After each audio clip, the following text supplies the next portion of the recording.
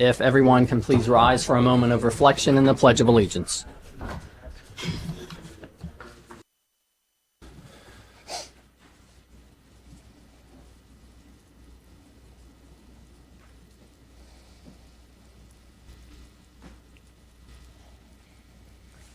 Thank you.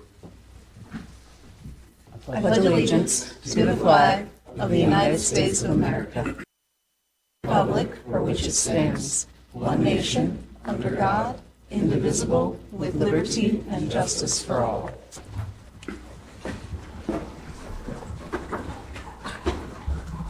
Call the roll, please. Mrs. Franzen? Here. Mrs. Hoover? Here. Mr. Provins? Here. Mr. Moore? Here. Mr. Girton? Here. Ms. Sullivan? Here. We do have all members present this evening, and there are several amendments to the agenda. First, on the Engagement, Communication, and Outreach Committee, we're simply changing that date from July 13th to June for the committee report. Everyone should have received the updated exhibit for the appropriations ordinance. We are adding the Parks Committee report from their June 9th meeting, and we are removing the Law and Ordinance Committee report from July 15th.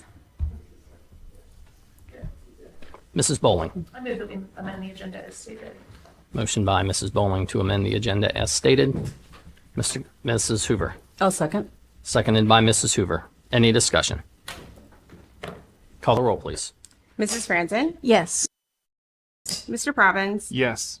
Mrs. Bowling? Yes. Mr. Moore? Yes. Mr. Girton? Yes. Ms. Sullivan? Yes. All members present voting yes, the motion carries. We do have minutes from the July 14th meeting. Mrs. Franzen. I make a motion that we approve the minutes as read. Motion by Mrs. Franzen to approve the minutes as if read. Ms. Sullivan. I'll second. Seconded by Ms. Sullivan. Any discussion? Call the roll, please. Mrs. Franzen? Yes. Mrs. Hoover? Yes. Mr. Provins? Yes. Mrs. Bowling? Yes. Mr. Moore? Yes. Mr. Girton? Yes. Ms. Sullivan? Yes. All members present voting yes, the motion carries. We do have one request to address council, but that is pertaining to a piece of legislation, so that will be considered prior to that piece of legislation. And moving on to reports of standing committees of council. The first is the Engagement, Communication, and Outreach.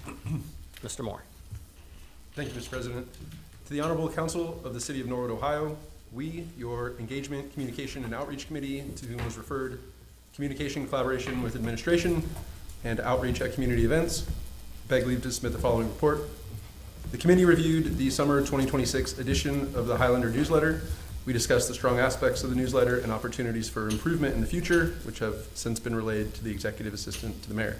Additionally, the committee discussed an approach for outreach at community events. A list of upcoming events was reviewed, and we took inventory of what equipment and materials would be needed for these engagements.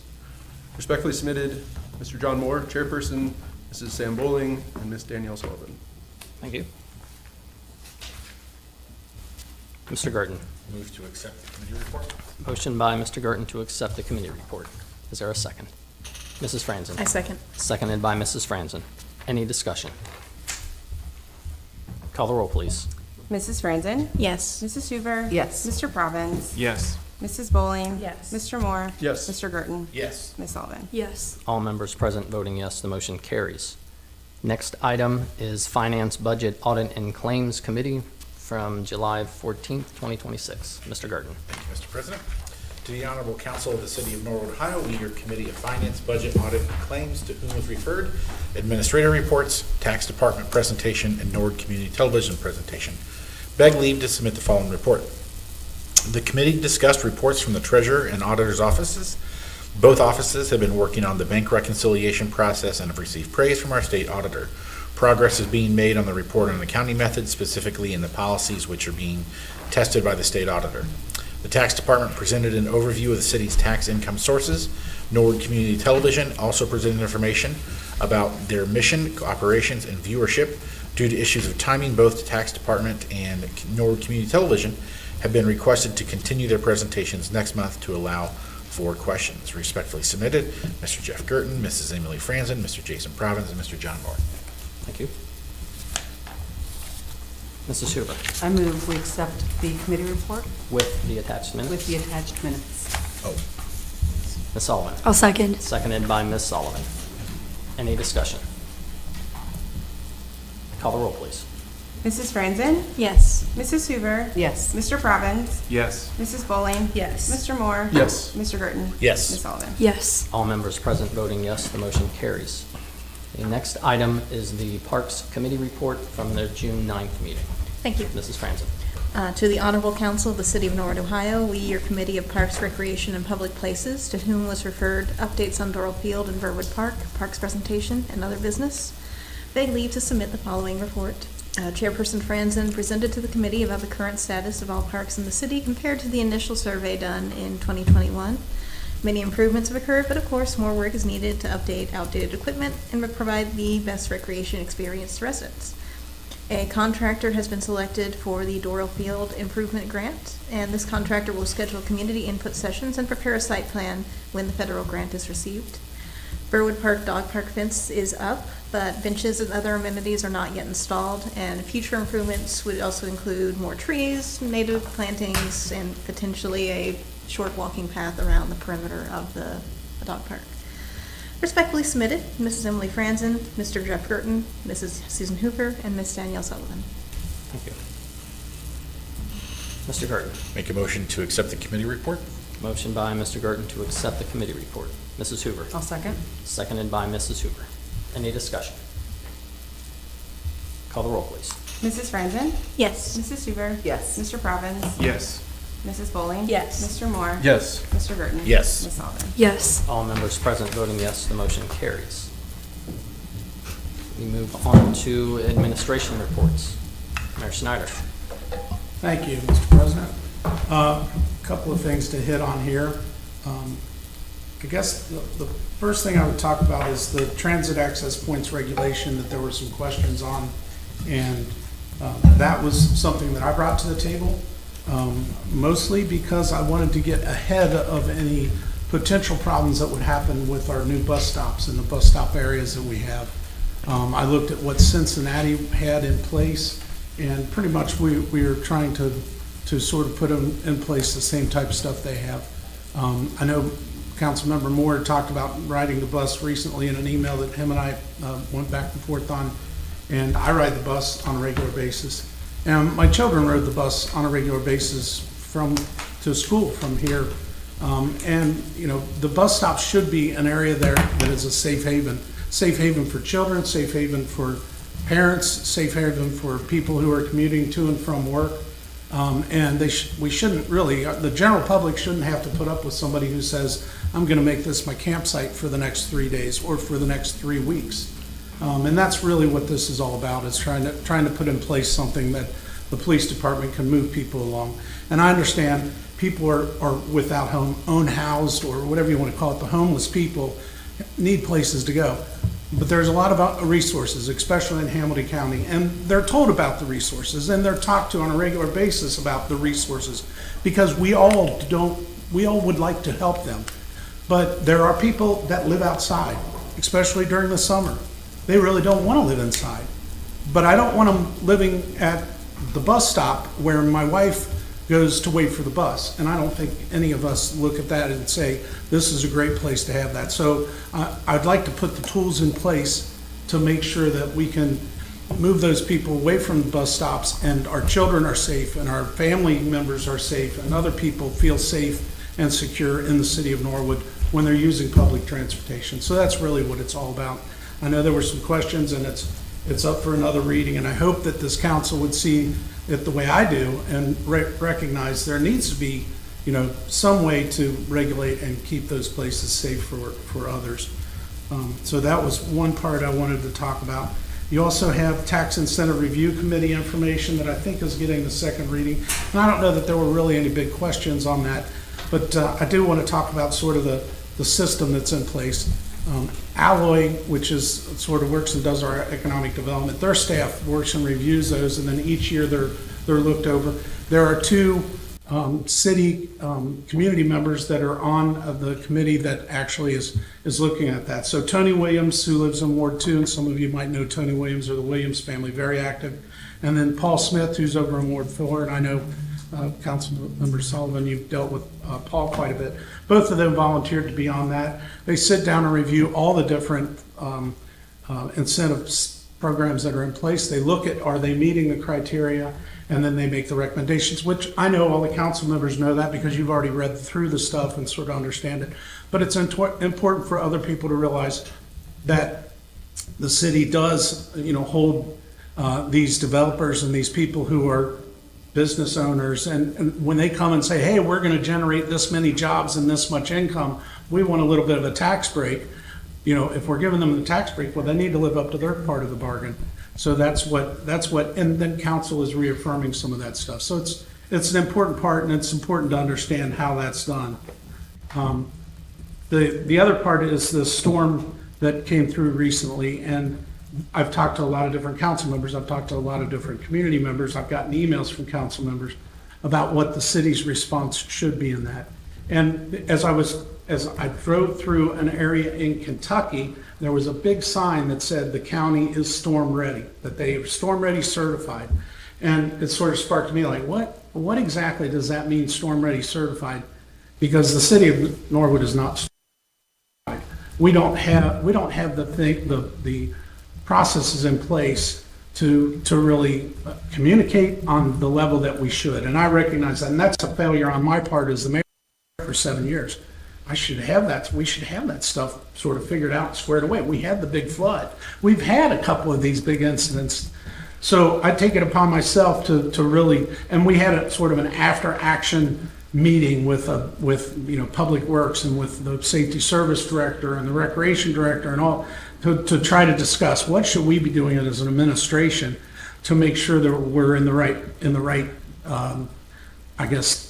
headspace when an event like this happens, and that we are a help, not a hindrance to our community members. So, looking at, there's small things. I mean, being able to communicate clearly with the citizens. We talked about, okay, when we canceled the parade, same day, right? We canceled the parade. Even then I was like, okay, we got to get it out on all the Facebook channels.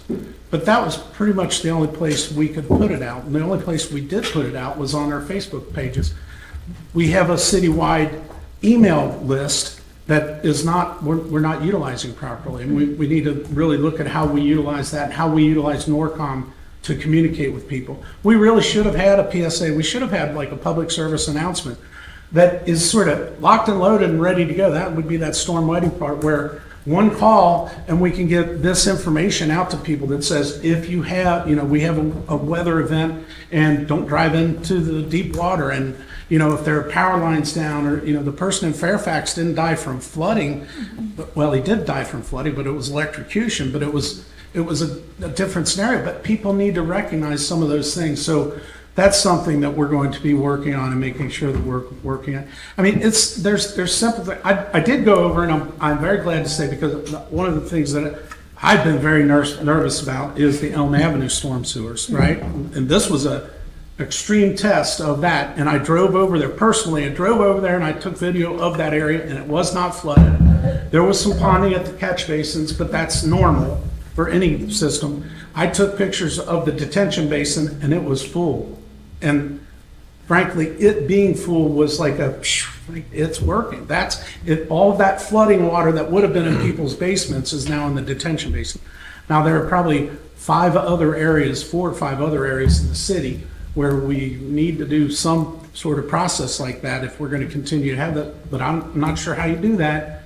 We were extremely lucky, in my opinion, for the Elm Avenue to have that area to put that detention basin in, and that the community members worked so well with us on getting that there. So I'm glad to say that worked, but there were other areas where we definitely stumbled around, and we've got to be, as an administration, we will be better. I mean, it was something as simple as Noah was talking to somebody, the safety service director was talking to one of the other communities, and they have an adopt a catch basin plan in place.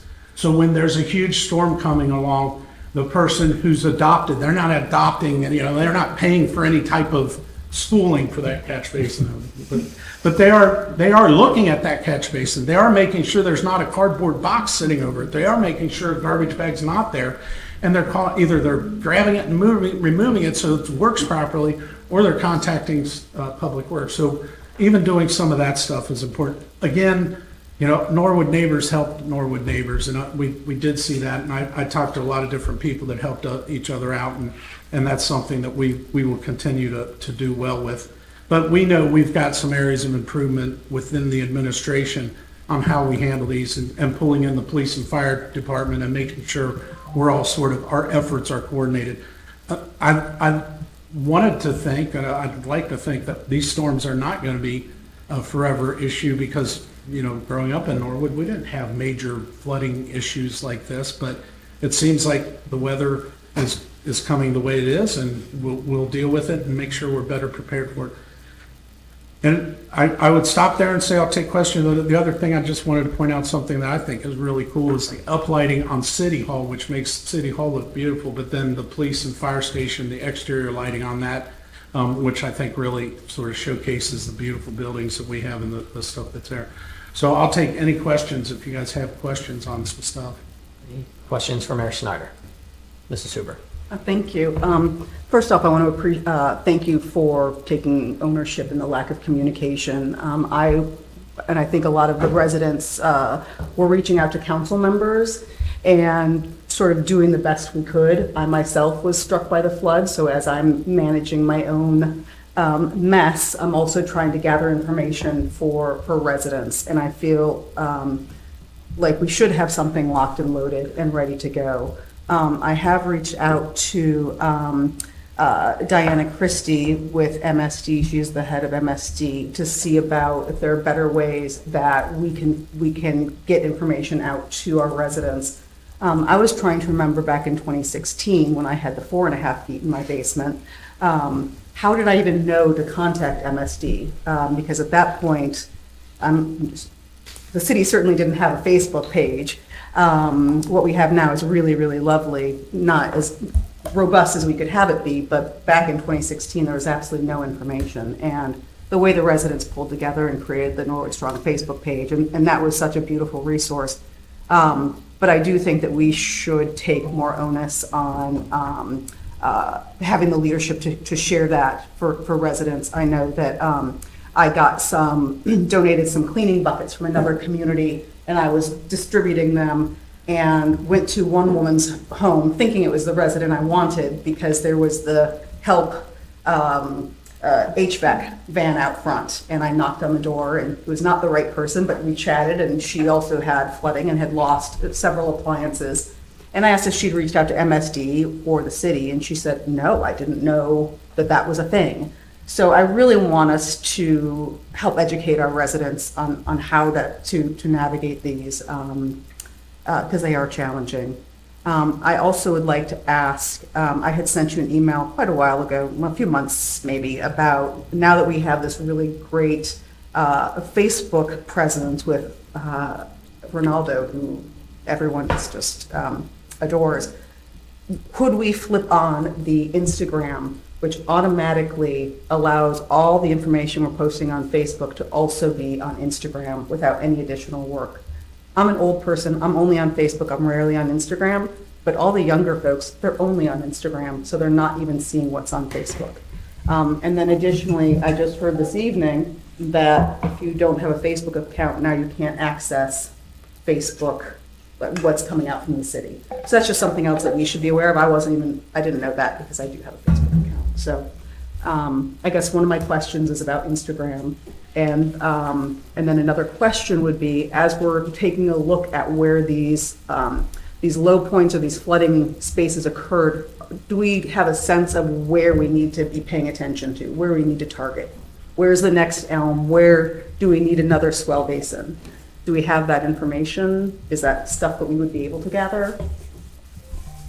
Mayor Snyder? Yes to the Instagram question, and when you sent that to me, I'd sent that on to Ronaldo to ask, like, what's the difference? Why shouldn't we do that?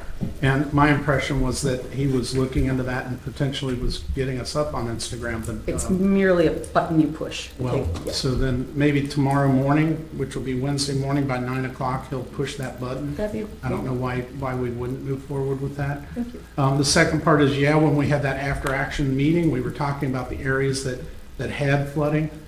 It was abnormal to have the flooding on Lafayette and Ashland in that area. That was an abnormal area that we don't see flooding like that all the time. We do see it on the other side, on the Ashland side, but not on the Lafayette side per se.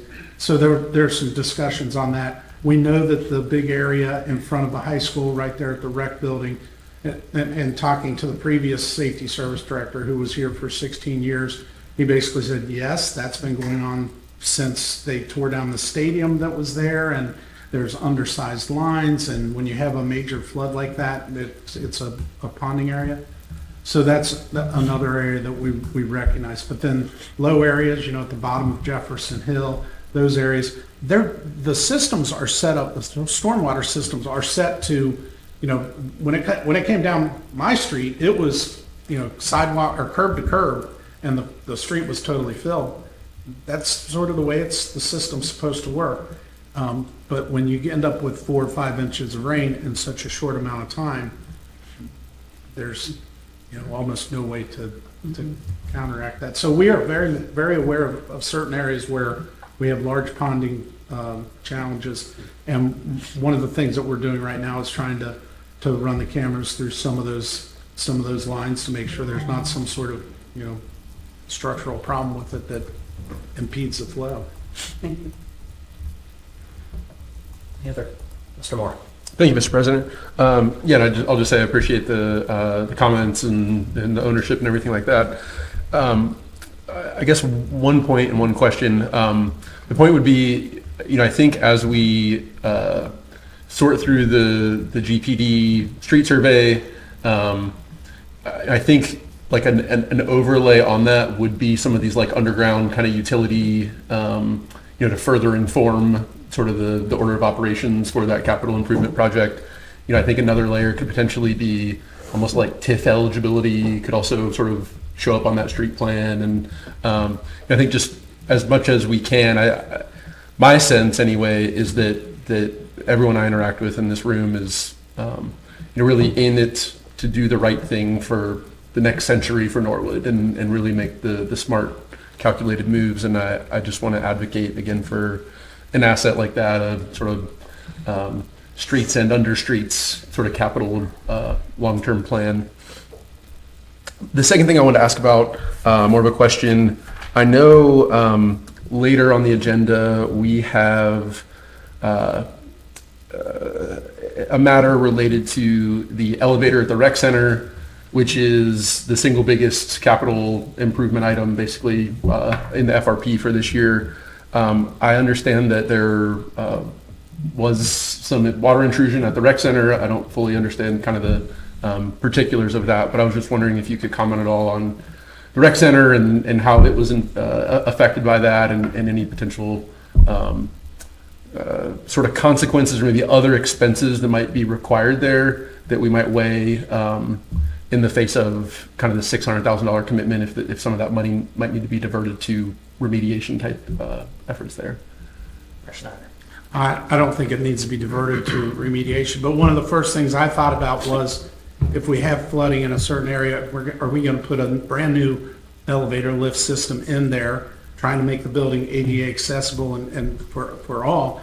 I thought, like, where's that being installed, and where is the motherboard? Where's the programming? All that, and that's not in an area that was affected, and typically it is well above where there would be a drainage problem like that. The drainage that happened on one side of it was we've found was really more of the roof drains not being maintained properly. There are trees that have now grown up to a height where they're dumping a bunch of stuff on the roof. And so there was a large amount of ponding on the roof that should not have occurred. So that's been taken care of. The drainage that got down into the stairwell, there's a drain there that we know goes into a sump pump system and then is the water is pumped out.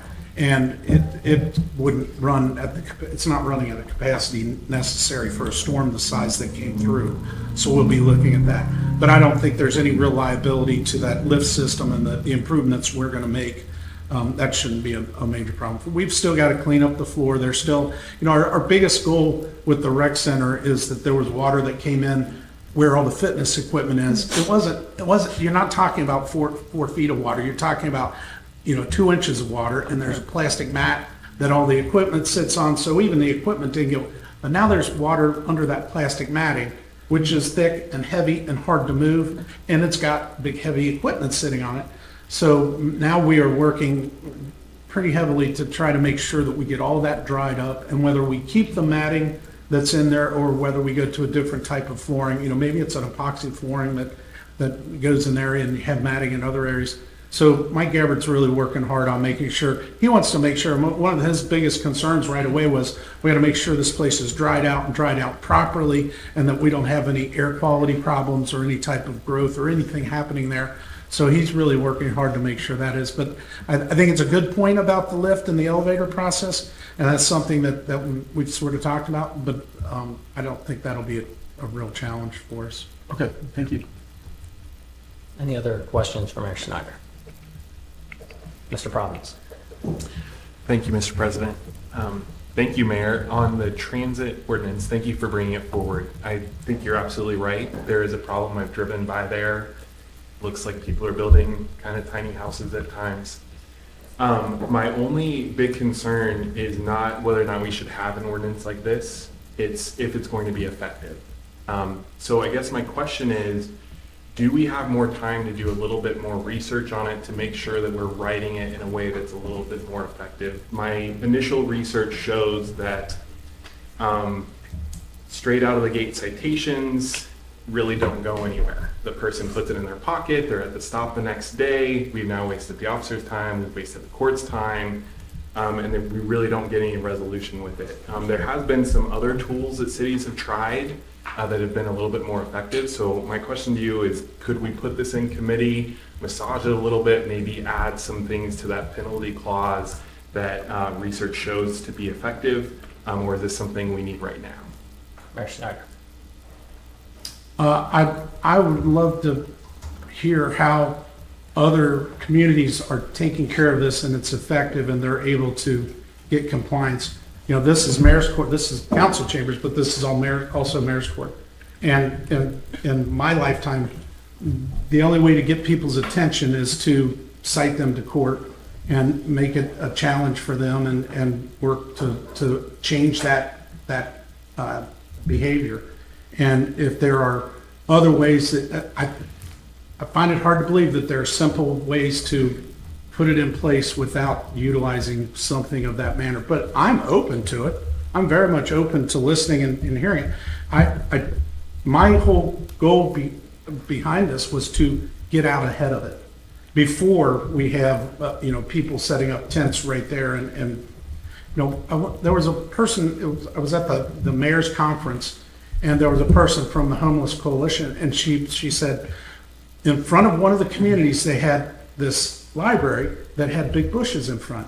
And she said, for 10 years, there was an older lady who was living in those bushes. And she was smelly, and she was outdoorsy type person, and she did not like people. And if you walked up to even when you were walking up to the library, she would come yelling at people and stuff. But she lived there for 10 years. And people consistently went there and talked to her and said, there's solutions for this. We have solutions for this. And I was thinking, well, wait, my kids go to the library all the time. My kids they would ride their bikes to the library. If that lady lived there in Norwood, we would not, that's not something that would stay there for 10 years. But she said it went on for 10 years until she got sick, and she was getting older, and now she was outdoors all the time and she got sick. And this time when somebody went and said, hey, I have a place for you to go where we can help you, she accepted the help. I understand that, and I understand there are people that have challenges. But I'm not, as the mayor, I'm not sure. I'd love to see that research, and I'd love to see a solution that helps these people, because a lot of times it has less to do with their full mental health, and you know, sometimes people just go, but I don't think, if you said we want to, you know, table this until next month, or you want to, however you want to move forward with it or not move forward with it is up to you. I would like to have a resource for our police officers to be able to move people away when my kids are, or when I'm going to the bus stop and there's somebody that's agitated and having problems. That's all I'd say. So hopefully that answers your question. I'm sorry I went sort of around the block and down the street, but. No, thank you, it does, and it sounds like we have a little bit more time. My initial research showed that if the officer first issues a warning with resources, that usually does a little bit better than just going and saying, hey, we have resources, it looks like you're down on your luck, because that kind of puts in place sort of the penalty method. So I would like to spend a little bit more time with it, put it in a committee, and then give you that research so that we're not back at this table again in 12 months talking about the same issue because what we did really didn't resolve it. Thank you. Any other questions for Mayor Snyder? All right, Mr. Moore. Thank you, Mr. President. This is going to be really boring after all that, but there have been some emails going around, and there's been people have sent stuff to all of council, or council members said, hey, I want everybody to be aware of this. And I just want to reiterate, and I know you all know, but let me remind everyone, if an email comes to you that has other council members copied on it, please do not reply all. And that's all it is. Just be aware of the open meetings laws. It's just a reminder that somebody noticed, hey, these are going around, they make me nervous. So I'm just passing that on. And of course, if there's any questions, I'd be happy to make stuff up. Any questions for Mr. Moore? Mr. Providence. So Mr. Moore, on that topic, that could also be a reply. So let's say, for instance, we're talking about the transit system ordinance. I decide that I'm going to send an email out with my research. That could be breaking sunshine law, even though I'm sharing it for the first time and not just replying all. Is that correct? Mr. Moore. I would say no. If it's just, I want everyone to be aware, and then in all caps, put, please do not reply all. Okay. And then here's information I found. And that is not the discussion of, because the law is aimed at, if you're going to make a decision, you know, Mr. Moore thinks this and Mrs. Hoover thinks that, and they talk about it and they come to a compromise, here's what we're going to end up doing, that happens in public. And if it's done by email, that's where you get in trouble. And so if you're just passing on information, that is, if it's just that, I think that's fine. It's just don't reply all, don't make a conversation out of it. Thank you. Mr. Moore. Thank you, Mr. President. Question for Law Director Moore. With respect to sort of a related matter, I think sometimes residents or other folks will send an email to all members of council, and I'll share that sometimes like I'll just reply directly to that person, and they'll say, oh, thanks, like it's good to hear from you. But I wonder if, like, because we're not replying all, like everyone sort of thinks somebody else has replied, and then like nobody has actually replied. Is that in a circumstance like that, so people would say, oh, okay, John replied that I don't need to do anything. Would that be, how would you assess that course of action? Mr. Moore. I'm a lawyer. The answer is it depends. It depends on a whole lot of things. I think that it's when I was in that situation, when I was a guy, I would just be like, I'm replying to you. Don't worry if you're not hear from anybody else. You know, don't hold it against them. We can't like copy each other on all this kind of thing.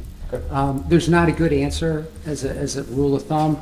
It's my perspective is I'm waiting for the public records request that comes in where someone is looking to try to find something, and if we as a blanket don't do that, then the only records are going to be the email that came in and the one reply back, as opposed to if anybody's copied on stuff, then we get into then I want to see everything else, and then we could potentially end up facing litigation, and that it's never fun. Okay, well, yeah, I think that answers it with regard to acknowledging that you might not hear from anybody else, and here's why, as an addendum to just the direct reply. So thank you. Any other questions for Mr. Moore? All right. Then we will move on to third readings of ordinances and resolutions. And the first is an ordinance amending various portions of Part 11 of the Norwood Codified Ordinances entitled Planning and Zoning Code to replace group home provisions to reflect changes in state law. Mrs. Franzen. I move we have the third reading. Motion by Mrs. Franzen to have the third reading of the ordinance. Mrs. Hoover. I'll second. Seconded by Mrs. Hoover. Any discussion? Call the roll, please. Mrs. Franzen? Yes. Mrs. Hoover? Yes. Mr. Robbins? Yes. Mrs. Bowling? Yes. Mr. Moore? Yes. Mr. Burton? Yes. Ms. Sullivan? Yes. All members present voting yes, the motion carries. Please have the third reading of the ordinance. Ordinance amending various portions of Part 11 of the Norwood Codified Ordinances entitled Planning and Zoning Code to replace group home provisions to reflect changes in state law. Mrs. Bowling. I move that we pass the ordinance. Motion by Mrs. Bowling to pass the ordinance. Mr. Gurton. I second the motion. Seconded by Mr. Gurton. Any discussion? Call the roll, please. Mrs. Franzen? Yes. Mrs. Hoover? Yes. Mr. Probbins? Yes. Mrs. Bowling? Yes. Mr. Moore? Yes. Mr. Burton? Yes. Ms. Sullivan? Yes. All members present voting yes, the motion carries. The next item is an ordinance amending sections 1111.99, open space, and 1155.15, final plan approval of the Norwood Codified Ordinances to improve the planned unit development approval process and to comply with Ohio law. Mrs. Bowling. I move that we have the third reading of the ordinance. Motion by Mrs. Bowling to have the third reading of the ordinance. Ms. Sullivan. I'll second. Seconded by Ms. Sullivan. Any discussion? Call the roll, please. Mrs. Franzen? Yes. Mrs. Hoover? Yes. Mr. Probbins? Yes. Mrs. Bowling? Yes. Mr. Moore? Yes. Mr. Gurton? Yes. Ms. Sullivan? Yes. All members present voting yes, the motion carries. Please have the third reading of the ordinance.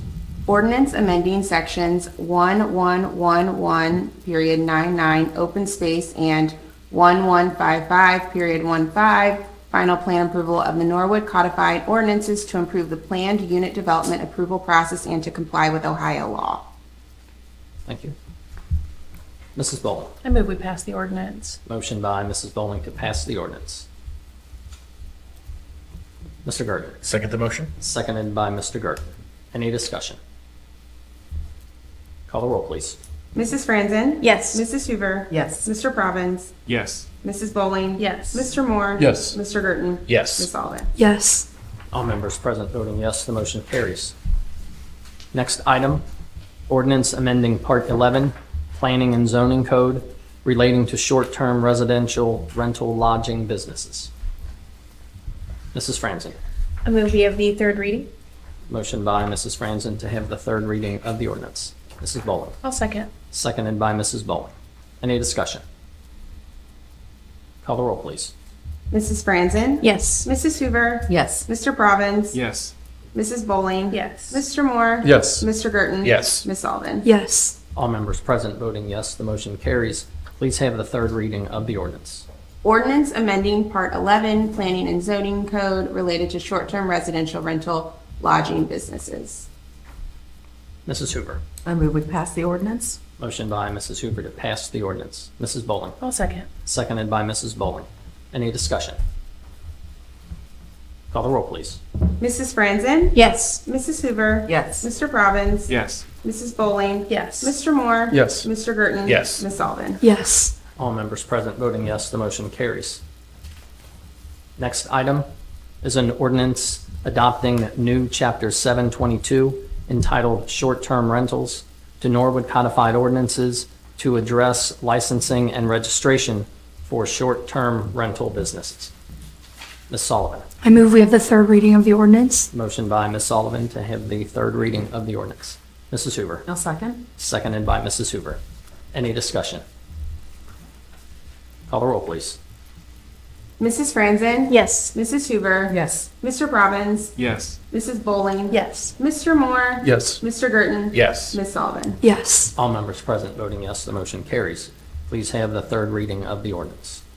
Ordinance adopting new chapter 722 entitled Short-Term Rentals to Norwood Codified Ordinances to address licensing and registration for short-term rental businesses. Thank you. Mrs. Bowling. I move that we pass the ordinance. Motion by Mrs. Bowling to pass the ordinance. Mrs. Franzen. I second. Seconded by Mrs. Franzen. Any discussion? Mrs. Franzen. I wanted to give a brief overview of what this ordinance does to people who I know have short-term rentals in the city, as I've gotten a couple of people asking about that. So what this does, it does not prohibit short-term rentals in any area. We made them a permitted use in the previous ordinance. The major change in this ordinance would be that any short-term rental would have to register with the city and pay a $300 fee and make sure that their place that they are renting out is up to fire code. So it makes it more in line with other rentals. It doesn't add any tax. There's not any extra tax incurred by the short-term rentals as a result of this ordinance. It's just that $300 fee. I do want to be clear, though, that Hamilton County does charge a lodging tax, but that should be taken care of by the service provider. Airbnb, Vrbo, all of those have a reciprocal agreement with Hamilton County, which is who collects that tax. I know the tax situation with short-term rentals is somewhat confusing, and I just wanted to ensure that this is not meant to make people pay an extra tax to the city. You know, it's a fee, a one-time fee of $300 for 2 years of this short-term rental license. So I just wanted to make that clear. Thank you. Any further discussion? Motion on the floor by Mrs. Bowling, seconded by Mrs. Franzen, is to pass the ordinance. Call the roll, please. Mrs. Franzen? Yes. Mrs. Hoover? Yes. Mr. Robbins? Yes. Mrs. Bowling? Yes. Mr. Moore? Yes. Mr. Girton? Yes. Ms. Sullivan? Yes. All members present voting yes, the motion carries. Next item is an ordinance adopting new Chapter 920 entitled Transit System Access Points to the Norwood Codified Ordinances to ensure safe and efficient access. Mr. Proppins. I move to refer the ordinance to the Law, Ordinance, Environment, and Public Safety Committee. Mr. Moore. Second. Seconded by Mr. Moore. Any discussion? Mrs. Bowling. Thank you, Mr. President. I am in full support of tabling this. I think the way that we're having conversations, especially about folks who are unhoused, is a little startling to me. There are not inherent safety risks with folks needing a place to sleep. I know that we borrowed most of the content of this ordinance from the city of Cincinnati, but the major difference there is that the city of Cincinnati has shelters. The city of Norwood does not. So we are saying you cannot sleep here, but we are not offering an alternative of a place to sleep. In 2024, the Supreme Court did rule that it was legal to ticket people for sleeping outside and that did not constitute criminalizing homelessness. However, in 2018, Martin versus Boise, in Boise, Idaho, they did decide that it was illegal to ticket people when their homeless population exceeded the number of available beds in shelters. Considering we have 0 available beds in shelters, I think we are at that point. Obviously, their law doesn't apply to us. I think that certainly we do not want folks camping out at shelter or at transit centers. We do not want folks building houses in our bus stops. However, fining people for having nowhere to go and ticketing them for having nowhere to go is not a solution. There is a great organization called Built for Zero that's a national organization that provides resources for communities to try to reduce the incidence of homelessness. They're very data driven. They have a lot of backing information for why ticketing and fining people for homelessness does not work. It does not reduce the amount of incidents.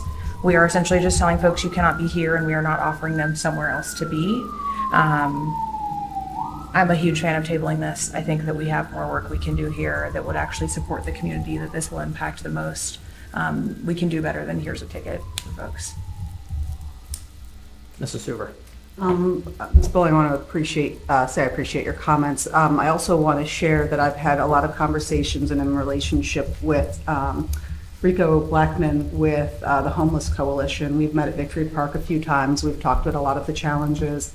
I also want to share that I know that our police have I don't know how often as policy the police chief is in the room, but I know that they do transport to the Hamilton County shelters. I know that in several of my conversations, I know that that has happened on multiple occasions. So I'm not disagreeing with you, but I am wanting to add clarity that our officers, I believe, do offer them housing options. But I also agree that we should have a more deeper conversation, and I think that strategies to prevent homelessness, we are very fortunate the executive director actually lives in Norwood, as well as Rico Blackman, to help give information and maybe be helping and guiding that discussion. Mayor Snyder. And just throw in that this is called transit system access points. This is not, and we are in Hamilton County and we are surrounded by Cincinnati, but this is transit access points. These are specific areas that we have defined to say we are going to prohibit those type of activities. So, and I'm sure it'll come out and there will be plenty of discussion in the committee meeting about how this is. But clearly, my intention was the transit access points, not the whole city, not the whole city of Cincinnati, which we are absolutely surrounded by, not all of Hamilton County, which we are within, that has all sorts of types of opportunities. So just wanted to clarify, transit system access points. Thank you. Any further discussion? Motion on the floor by Mr. Provins, seconded by Mr. Moore, is to refer the ordinance to the Law and Ordinance Committee. Call the roll, please. Mrs. Franzen? Yes. Mrs. Hoover? Yes. Mr. Provins? Yes. Mrs. Bowling? Yes. Mr. Moore? Yes. Mr. Girton? Yes. Ms. Sullivan? Yes. All members present voting yes, the motion carries. We have no second readings of ordinances or resolutions, so we'll move on to introductory readings. The first is an ordinance authorizing the Safety Service Director to advertise for bids and enter into a contract with the lowest responsive and responsible bidder for the Recreation Passenger Lift Project and declaring an emergency. Mr. Girton. Make a motion to suspend the rules and have all three readings? Motion by Mr. Girton to suspend the rules and have all three readings of the ordinance. Ms. Sullivan. I'll second. Seconded by Ms. Sullivan. Any discussion? Mr. Provins. Thank you, Mr. President. I'm a little concerned about being hasty with this one because of some of the experience that we had with the rec center. I don't know if we need to reassess our financial plan with it. But as the mayor said, you know, our first thought was, where is the motherboard going and that sort of stuff. And what kind of sparked in me was I would like to do a little bit more research to understand maybe what the rec center needs instead of just going with an elevator, because that is what our plan was. Any further discussion? Mr. Girton. Could you elaborate, or, sorry, Mr. President, through the president, I would like a little more elaboration on that, just because I don't feel like it's our expertise to dig into the details like that. Mr. Provins. Thank you, Mr. President. Absolutely. While yes, you're right, we are approving expenditures, and my concern is that we're approving an expenditure for something that actually won't take care of the immediate needs for the rec center. So I'd like to hear a little bit more information before I make a decision on if we should spend our money on an elevator or other things that the rec center may need to be fully operable. Mr. Girton. Could we possibly have the Safety Service Director come to the podium? I have Mr. a Powers. question. Mr. Powers. Through the President. Mr. Powers, what are the implications of not having the elevator? I know this is an ADA accessible issue, What is the implications of delaying this? Yeah, that is probably the biggest implication. The rec center, as it sits right now, has the first floor is ADA accessible, so that includes the club room and it includes the gymnasium. Does not include the fitness room. One thing to note is that the lift does not go down to the pool, so it would not make the pool ADA accessible. But we do have a responsibility, a legal responsibility to bring this facility into ADA compliance, which it is not right now. Mr. Gardner. Are there any implications of delaying this? I mean, I assume we're not talking about delaying this inevitably. I think that's inherent there. So are there any implications of delaying this project? I mean, at some point, there does become legal liability for not making the facility ADA compliant, especially as we want to do upgrades to it. So there are requirements about what sorts of upgrades you can do before you go to ADA compliance. So the law puts on us a responsibility to do the ADA work first. So if we wanted to do, $1 million renovation or $600,000 renovation instead of doing this, that would put us into a lot of liability. Thank you, sir. You're welcome. Thank you, Mr. President. Mayor Schneider. If I could, through the chair, I'd like to elaborate a little more on, this is a three-step process to meet the ADA requirement for that building. We didn't purchase it for $1 because it was all up to date and everything was good. I mean, ultimately, the YMCA said, we need to shed this building or we are going to have to put a lot of money into it to make it ADA compliant. So the first step was taken last year when we changed the bathrooms around and added the handicapped ramp and the handicapped accessible door to get into the building. That was the first step, got us on that first part of it. The second step is this lift system, which is a lift that will move people in wheelchairs or people who are disabled to the other floors. The third step, and that is the last step of it to make the building ADA compliant, is to make it so that they have access to the indoor swim pool. And there'll be another. It's a much smaller task. It's a much smaller lift on that one financially. This is the big part of it, getting the elevator in place so that handicapped people can fully utilize this resource.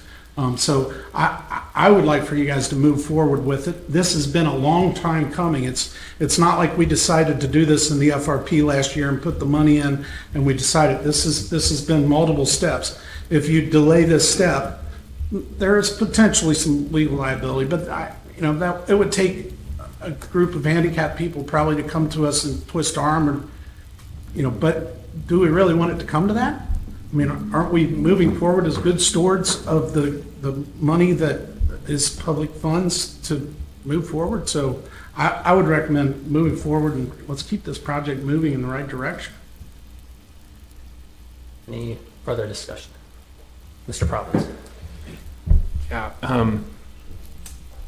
I'm not against moving forward. I'm against moving forward quickly. We have 3 readings for a reason, and I get that there's an emergency clause on this, but I think taking our time allows the public to be aware of it and also understand why we're doing it and have more conversation around it so we make the best decision for our community. Do understand it's been on the FRP for a while, but this is the first time it's come to council for approval. So we're now at the decision point, and I think we need to take our time with it. Thank you. Mrs. Hoover. Through the president, just for clarification, is your request that we just do 1 reading this evening? Mr. Providence. Yes. Thank you. Mr. Gardner. I was just going to ask, I would be willing to amend my motion to do the first reading. Personally, I'm for all 3 readings. I've been aware of this ever since we've started with the FRP. I've known about it, and I've been, I guess, in that mindset. But if the consensus is that we could do 1 reading right now, I'm fine to amend my thing, but I'd like to take a straw poll through feedback. Mrs. Franzen. I'm fine with doing all 3 readings just because I know it has been on the capital improvements plan for quite a while. And I'm always anxious now about inflation and the potential cost of delaying getting a contract under hire, even if it's only 2 weeks. Another issue would be next week, I will not be here. And that could potentially prevent, it may not matter actually, but just wanted to put that out there too. 2 weeks Mrs. from now. Bowen. Thank you, Mr. President. Does anyone know offhand roughly what is in the Recreation Capital Fund? Meaning like I'm sure that I can Not to find quote out. off. the capital fund for this year? The fund that this is being pulled from. Mr. Gardner. We do have the budget director here. We could ask the budget director to come up. Mr. Zimmer. Anyone at all? Not to put you on the spot. I don't need an exact figure, but So currently, if I'm not mistaken, just going off the top of my head, this would come from the Recreation Capital, which is Fund 1050. And I believe there's about 630, maybe $620,000 sitting there, unencumbered, that has been waiting for this project. So, thank you. Mr. Moore. If I may, through the chair to Mrs. Bowling, at the outset of the year, in any case, there was $748,000 allocated for total rec capital expenses. $600,000 of that is for the elevator. Other notable items in here would be the bathroom renovation at the community center, or previously the boiler replacement at the community center, some things of that nature. So. Mrs. Franzen. I figure since the motion on the floor is to have 3 readings, we could just take a vote, and if it fails, well, we can do 1 reading then. If it passes, then that's the consensus. Mr. Moore. Might I ask through the chair, Mr. Province, because I hear both sides of this has been on the project for a while, et cetera, et cetera. I think we have new information in the sense that this is potentially a flooding area that is problematic and may require other adjacent work to the property. So I understand sort of new information has potentially been introduced that would change your longer term outlook. Would, let's say, an independent sort of elevator kind of consultant to come in and say, oh yeah, this is or isn't going to be a problem. You know what I mean? Basically, let's say a site assessment type consultant to have their opinion versus in-house opinion. Would that be like a beneficial type document for you, or does that not change anything? Mr. Province. No, I just want to go a little slower. We did have a report about leaks at the rec, and that's a new report tonight. And so I think us putting capital investment in elevator when we received a report from the mayor about a leaky rec center has me concerned. And I just like another week and a half to mitigate some of those concerns when we have time. Mr. Powers. Thank you. We did receive quotes from 2 different companies this week for waterproofing for the rec center. Both of those quotes were under $15,000. Mrs. Hoover. I'm sorry, $15,000? That's correct. Thank you. You're welcome. Mrs. Hoover. For the lower level of the rec? Yeah, that's for waterproofing for that fitness area where we had that water intrusion. Okay, thank you. You're welcome. Mr. Province. And through the chair, so we're not expecting any other capital investments or needs for the rec center for the rest of the year? We do not have anything else budgeted for the rec center, I don't believe. Sorry, let me rephrase that. We're not expecting any other needs for the rec center because the flooding wasn't expected or budgeted. Correct. Okay. Any further discussion? Mrs. Hoover.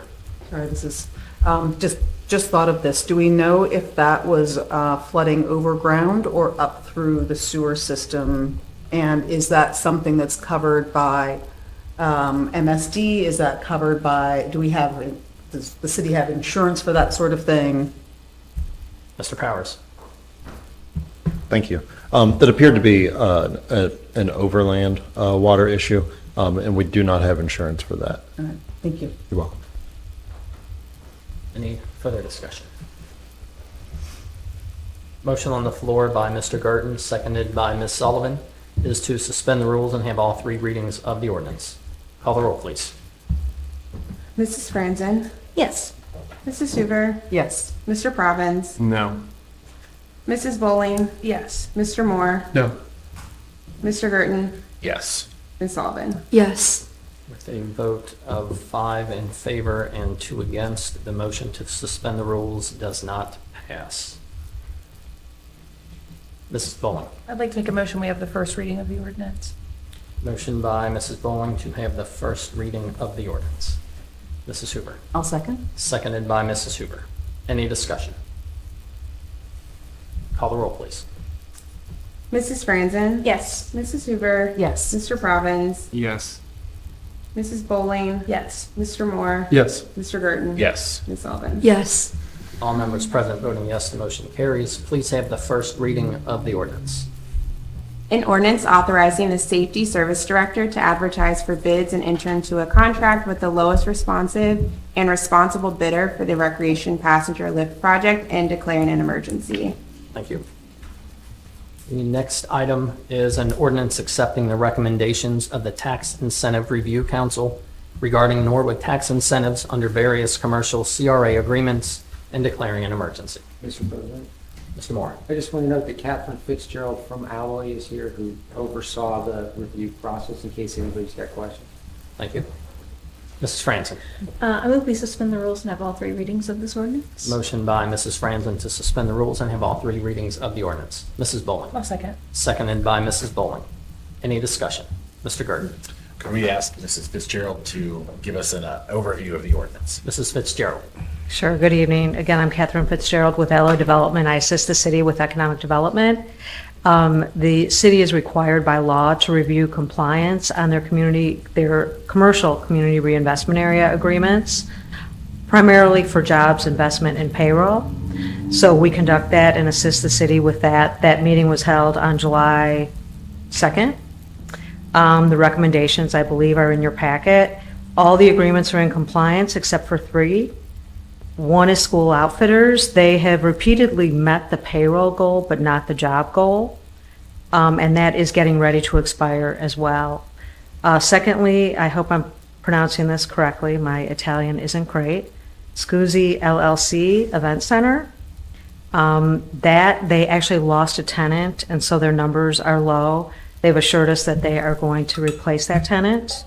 And then thirdly was Norwood Cider, which closed. Those are the 3 that were in non-compliance. Thank you. Any other questions? Mr. Gerton.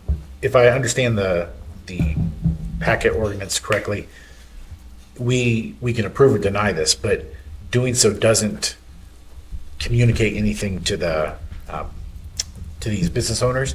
What step do we need to take to remind these business owners of their obligations under the agreements? So annually, we actually send out a survey to them with their job and investment figures. So this was a review for 2025. So they are very much aware. And we also, if there are any questions, oftentimes there might be a staffing change, like there was at School Outfitters, and leadership change. We go out and meet with them to explain basically what the agreement originally was and what we're looking for. Or if we see a number that is very skewed, where we realize that they're not understanding what we're looking for, we will go out there and meet with them. Thank you. Mm-hmm. Mrs. Franzen. I saw that there's at least one business, the urology group, which is now in compliance, but coming to the end of their CRA term. For practical purposes for the city, does that mean we then start to receive the property taxes that we would normally receive? Yes. Excellent, thank you. Mm-hmm. Any other? Mr. Province. Through the chair, is there a reason we should pass this tonight? It came in as an emergency, or can we take our time with it?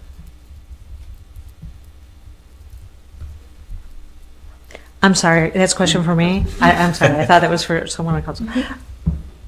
I don't believe that it's required to be an emergency. I believe the date, it's a September date where these need to be adopted, but I want to confirm that date.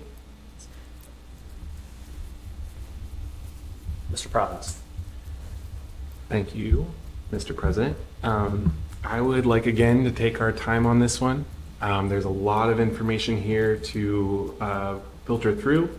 I know that we've kind of had a tendency to have all 3 readings, but I'd like to give the residents a little bit more time to catch up as it is the introductory reading of this ordinance.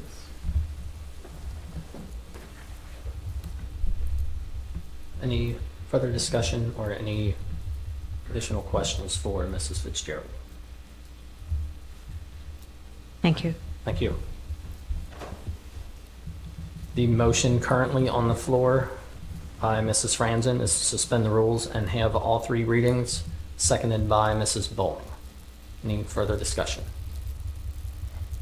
Call the roll, please. Mrs. Franzen? Yes. Mrs. Hoover? Yes. Mr. Provins? No. Mrs. Bowling? Yes. Mr. Moore? Yes. Mr. Girton? Yes. Ms. Sullivan? Yes. Vote of 6, 4, and 1 against. That motion carries. Please have all three readings of the ordinance. Ordinance accepting the recommendation of the Tax Incentive Review Council regarding Norwood tax incentives under various commercial CRA agreements and declaring an emergency. Ordinance accepting the recommendations of the Tax Incentive Review Council regarding Norwood tax incentives under various commercial CRA agreements and declaring an emergency. Ordinance accepting the recommendations of the Tax Incentive Review Council regarding Norwood tax incentives under various commercial CRA agreements and declaring an emergency. Thank you. Mrs. Hoover. I move we pass the ordinance. Motion by Mrs. Hoover to pass the ordinance. Mrs. Franzen. A second. Seconded by Mrs. Franzen. Any discussion? Call the roll, please. Mrs. Franzen? Yes. Mrs. Hoover? Yes. Mr. Provins? Yes. Mrs. Bowling? Yes. Mr. Moore? Yes. Mr. Girton? Yes. Ms. Sullivan? Yes. All members present voting yes, the motion carries. The next item is an ordinance authorizing the Safety Service Director to enter into a lease agreement with Trout Lily DBA Trout Lily Montessori School for a portion of the Donald E. Pruse Community Center and declaring an emergency. And we did have one request to address council on this matter, and that is Josh Shanklin. Thank you, President Gears. Thank you, Mayor Schneider. Thank you, Council. I'm Josh Shanklin. I've been a Norwood resident for 10 years. I just want to say that I came here this evening initially to just say thank you. Our lease has come before the council several times before, and on behalf of our school and our community, we just wanted to say thanks. But upon my arrival, was invited to share a few things that were brought to my attention about our lease and some financial concerns as it relates to Norwood Montessori schools. So I just want to give you a little bit of my own backstory. I've been a Montessori teacher for 20 years.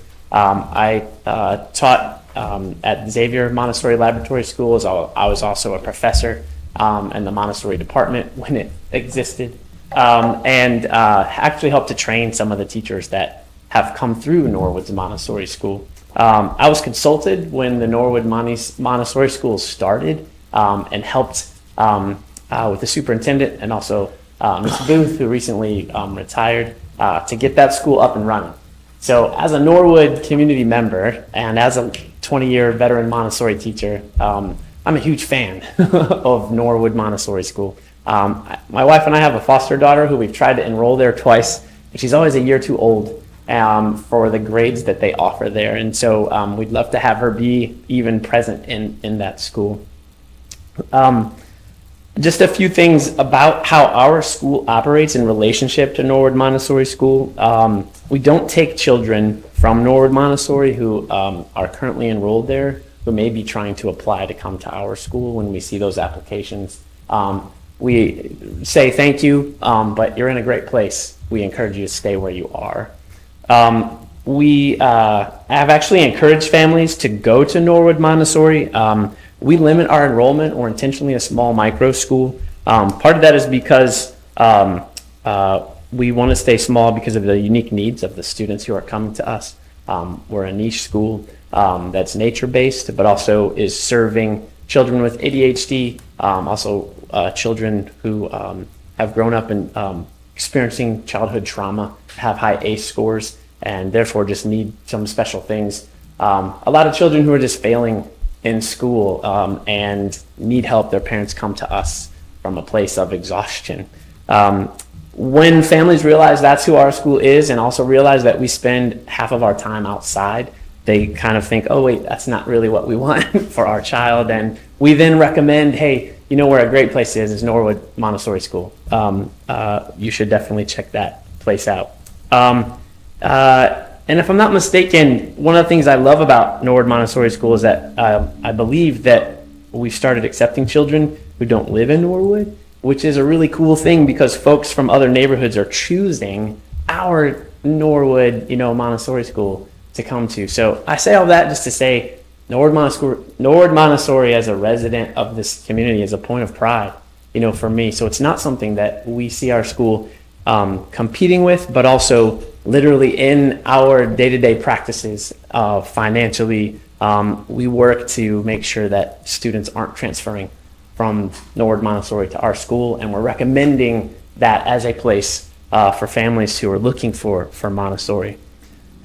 But as I mentioned, I was here tonight just to say thank you to this community, you all as elected representatives of this community. First, on behalf of myself, I walk from my home on Ivanhoe to the building on 1810 Cortlandt Avenue and get to say hello to my neighbors. And it's a dream come true to me to be able to live and work in a community and feel supported to start a small nonprofit by the members, of our community, to partner with folks here who work here in City Hall, and to be a person who started a nonprofit that is, paying rent to the city of Norwood. Like I get to pay rent to the city I live in with my small business. How cool, is this? Also, just to say thank you on behalf of our 8 staff, 4 of whom are Norwood residents, and also get to walk or commute shortly, to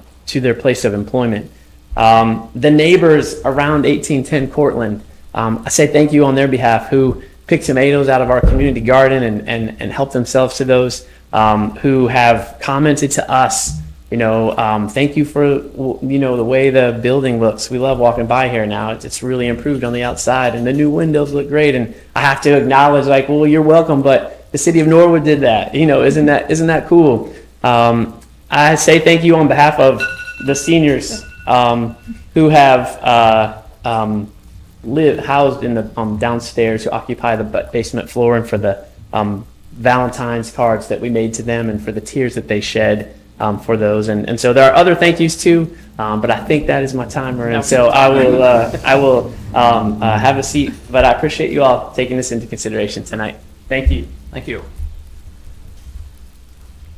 All right, so we now have that ordinance up for consideration. Mr. Moore. May I invite Mr. Powers for a question? Mr. Powers. Thank you, Mr. Powers. With regard to the lease, my understanding is that it's $14,000 annually, but then there was an email that said something about 9 months instead of 12. Should I interpret that to mean that they're going to pay $14,000 over 9 months, or that there will be 3 months of vacancy in the building? The annual rent remains the same. They are just asking to pay it over a 9-month period. Got it. Okay. So effectively it's 3 continuous years, not 3 9-month periods with 3 3-month periods in between. Correct. Okay. Thank you. You're welcome. Mrs. Bowling. Do we need a motion on the floor? We do need a motion on the floor. You didn't stop me from. No, I was going to get to the motion. So, yes. If, for additional question for Mr. Powers, Make the motion. this is going to inform my motion. That's not how it works. Are you? So I received from a resident a concern about the legality of a public entity basically renting public property to a private school, and that potential is that viable? Do you have any line of sight into that, or if that's a potential consideration that we might want to revisit at this juncture. I have no concerns about that. Okay. Mrs. Franzen. Hi, I'd like to make a motion to suspend the rules and have all three readings of this ordinance, please. Motion by Mrs. Franzen to suspend the rules and have all three readings of the ordinance. Is there a second? Mrs. Bowen. I'll second. Seconded by Mrs. Bowen. Mrs. Franzen. I have an answer potentially to your question, Mr. Moore. I talked to Mr. Moore, I emailed Mr. Moore about this very issues as I received the same email as you. And my understanding is that the sections of the Constitution to which this resident referred to, that does not really apply. Those sections refer to a public trust fund, which is a fund set up by the state of Ohio that is meant to funnel revenue from mineral rights and land sale by the state of Ohio directly into public education. It has nothing to do with a public entity renting space to a private nonprofit entity. There's nothing that I or Mr. Moore saw that would have any bearing on the legality of that process. Secondly, this was a lease that was bid out, and as part of the lease, they had an opportunity to renew the lease for another 3-year term. It was the highest and best bidder, so that is also not something that I feel is a concern that I am worried about. And third, I feel that Trout Lily Montessori School is a unique school. It's a nonprofit that is not directly competing with our students. I share the concerns of people in the community at large that the state of Ohio is drastically underfunding public schools, and the voucher system is inherently unfair to our public school system. However, I don't think that this entity or our renting of space to this entity is something that will change anything. This is a bigger issue that's at the state, and I share their concerns. I don't plan to send my son to Trout Lily Montessori, not because I don't think it's great. I'm just like to have them walk to Sharpsburg. That'd be nice. But yeah, that's my feelings. I just wanted to get that out there because I know all of us got a similar email, and I was immediately wondering probably some of the same things that you all are. So I want to be the one to make that explicit what I feel about what that email's. Mrs. Bowen. Thank you, Mr. President. I have a few questions for Mr. Powers through the chair. Mr. Powers. Thank you, Mr. Powers. Currently, do we have any vacant space in the community center? We do. Fabulous. Do you know about how much? How many rooms? Off the top of my head, it's at least 2 or 3 more. 2 or 3 more.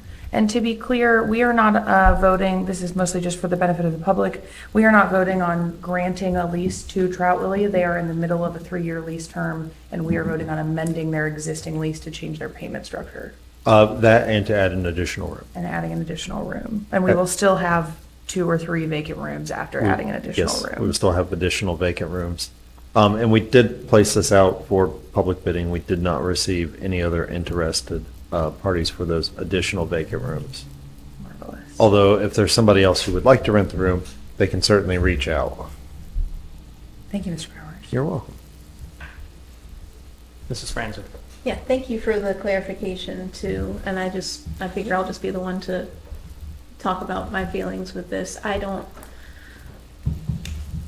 think that this is a pretty clear, like, let's get this passed thing. This is a continuation of the lease. This is adding another room. It is not they're not taking over the community center. If there was someone else that had a better bid, they are welcome to do it.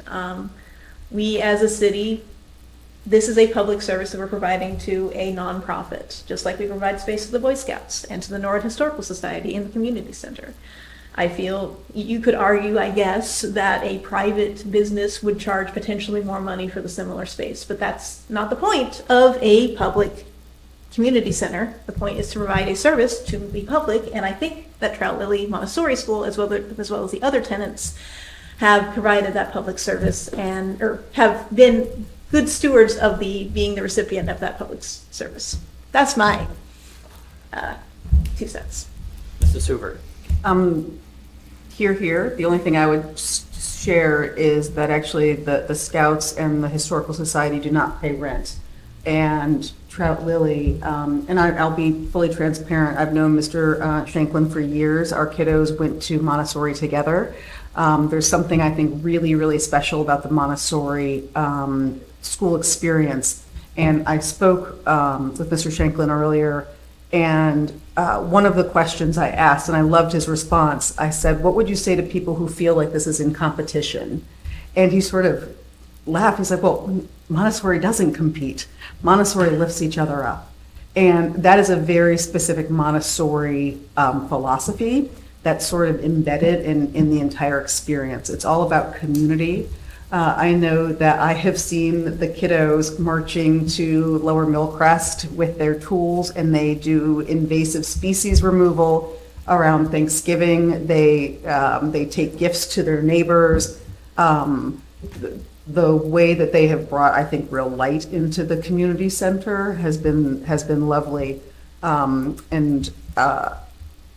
really excited that he's chosen to do this small business here in Norwood and is giving a real asset to our community. And the idea of us saying we don't want you here, to me, seems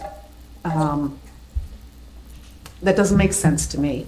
These are community members, these are our residents, these are our neighbors, and they are deeply, deeply embedded our community, and in my estimation, only making it better, as well as our own Norwood Montessori school. So I'm in full support of this. I'm excited. I know that they will never take over Norwood schools. They are small by intent. It's a very, as he said, a very niche school. I think of my 3 boys, one of them would have loved it and the other 2 would have hated it. So I don't think that this is a very special, specific programming, and I think it's a really great opportunity that we have in the city. So I'm comfortable, and the fact that they've been here for several years. Mrs. Bowen. Thank you, Mr. President. Yeah, I absolutely share in concerns about Ed Choice program and the income requirements being totally vastly different than every other public assistance that's offered by the state. I think there are real questions to be asked there, and I think people should be concerned about that. However, I think that putting one small private school as the carrier of that burden for frustration at state level legislation is not reasonable. Even if we voted this down today, this would not remove Trout Lily from their existing lease. This would just change we would not be able to amend it. And what I'm not interested in doing is taking dozens of kids who have special schooling needs and removing access to their school that is fulfilling that need for them. I think that, yeah, that would be irresponsible. That would be really careless of us as legislators to remove that really valuable resource for folks. I share in a ton of concerns about the way that funding is working at the state level, and that is not Trout Lily's burden to bear, and that is not, a reasonable placement for that frustration, in my opinion. Mr. Moore. Thank you, Mr. President. Yeah, and I'll just say, I think it is, like, I feel a little bit whiplashed in this moment, just from people in the school community here in Norwood saying, please vote no for this, and then sort of the ringing endorsement that I'm hearing here. It is a little disorienting, frankly. And I know kids that go to Trout Lily have a great experience, so it has nothing to do with you. Sir, please understand that. But I think I think how I would like to proceed is either essentially having more time to understand the dynamics at play here, whether that means having the first reading alone or tabling to a future date certain of August 11th, I think it would be. Mrs. Bowen.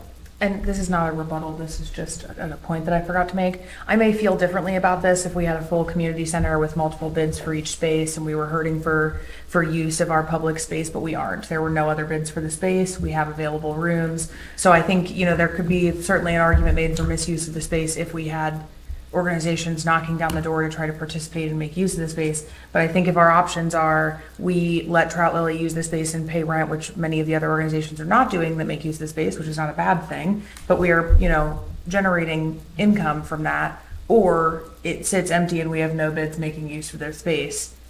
To me, that feels like a very clear decision. It might be a good question to ask Mr. Powers. This says that the 9-month term would start October 1st. Do we have wiggle room on readings because of that timeline? Well, the payments would begin October 1st. The occupancy would begin August 1st. So this would be the final council meeting before the lease would be set to begin. Mr. Providence. Thank you, Mr. President. Mr. Moore, I shared the same sentiments walking in here tonight. And I think my biggest concern was in a resource limited environment, which is Norwood. I want to make sure that our resources are spread well, but that we're also reaching all of our community members with those resources. And after talking to Josh tonight, thank you for being here. This is a phenomenal opportunity for Norwood because it reaches people that some of the other Montessori schools can't. So it gives an outlet for parents to send their kids to a place that works for them best. And I know that really well. I'm a huge supporter of public schools. However, my oldest is going private because that's exactly what she needs. She needed that environment. And so that resonates really well with me.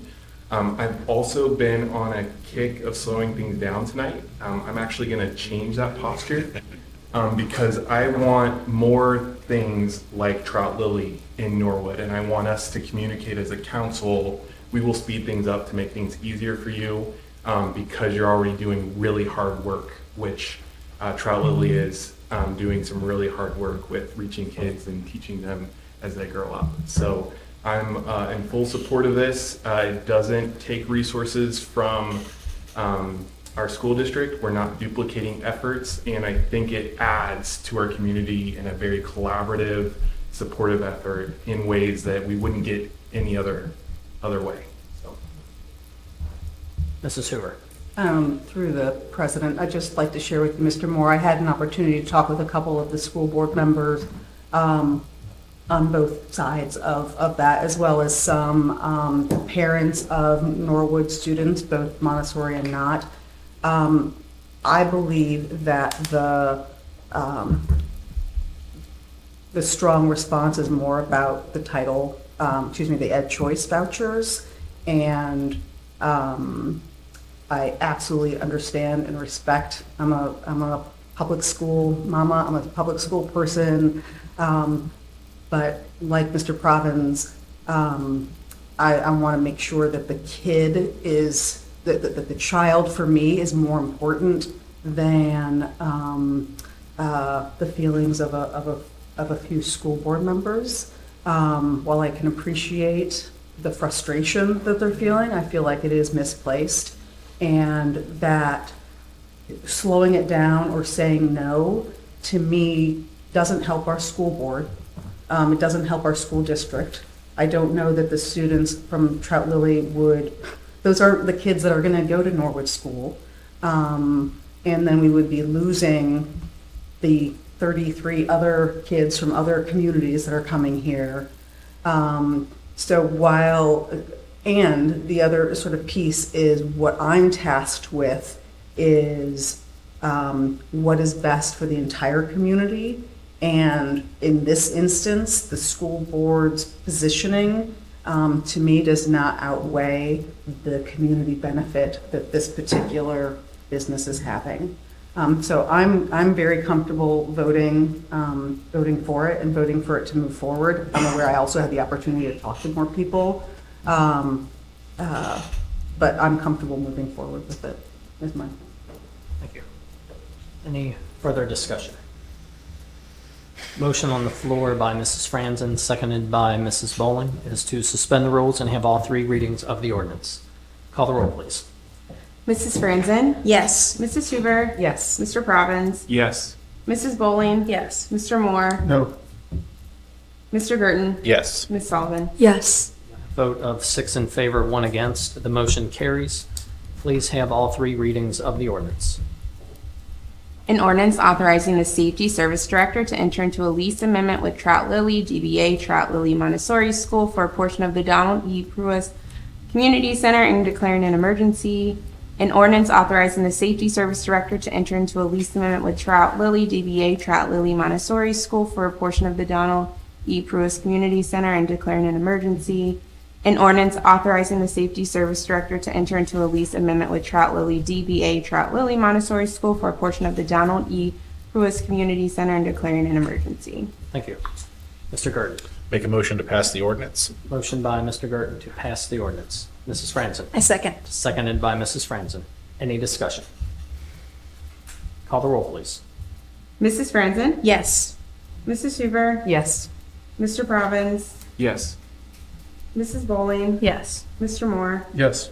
Mr. Gurton? Yes. Ms. Sullivan? Yes. All members present voting yes, the motion carries.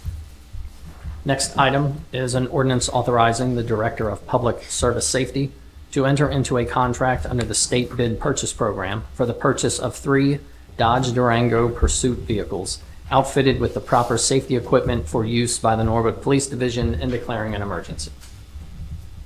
Mrs. Franzen. I move we suspend the rules and have all 3 readings of this ordinance. Motion by Mrs. Franzen to suspend the rules and have all 3 readings of the ordinance. Ms. Sullivan. I'll second. Seconded by Ms. Sullivan. Any discussion? Mrs. Hoover. I was wondering if you could invite the chief up to just explain the value of this. Yes. Since he made the time to come.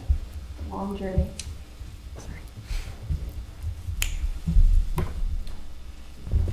Good evening, Mr. President, Mr. Mayor, and Council.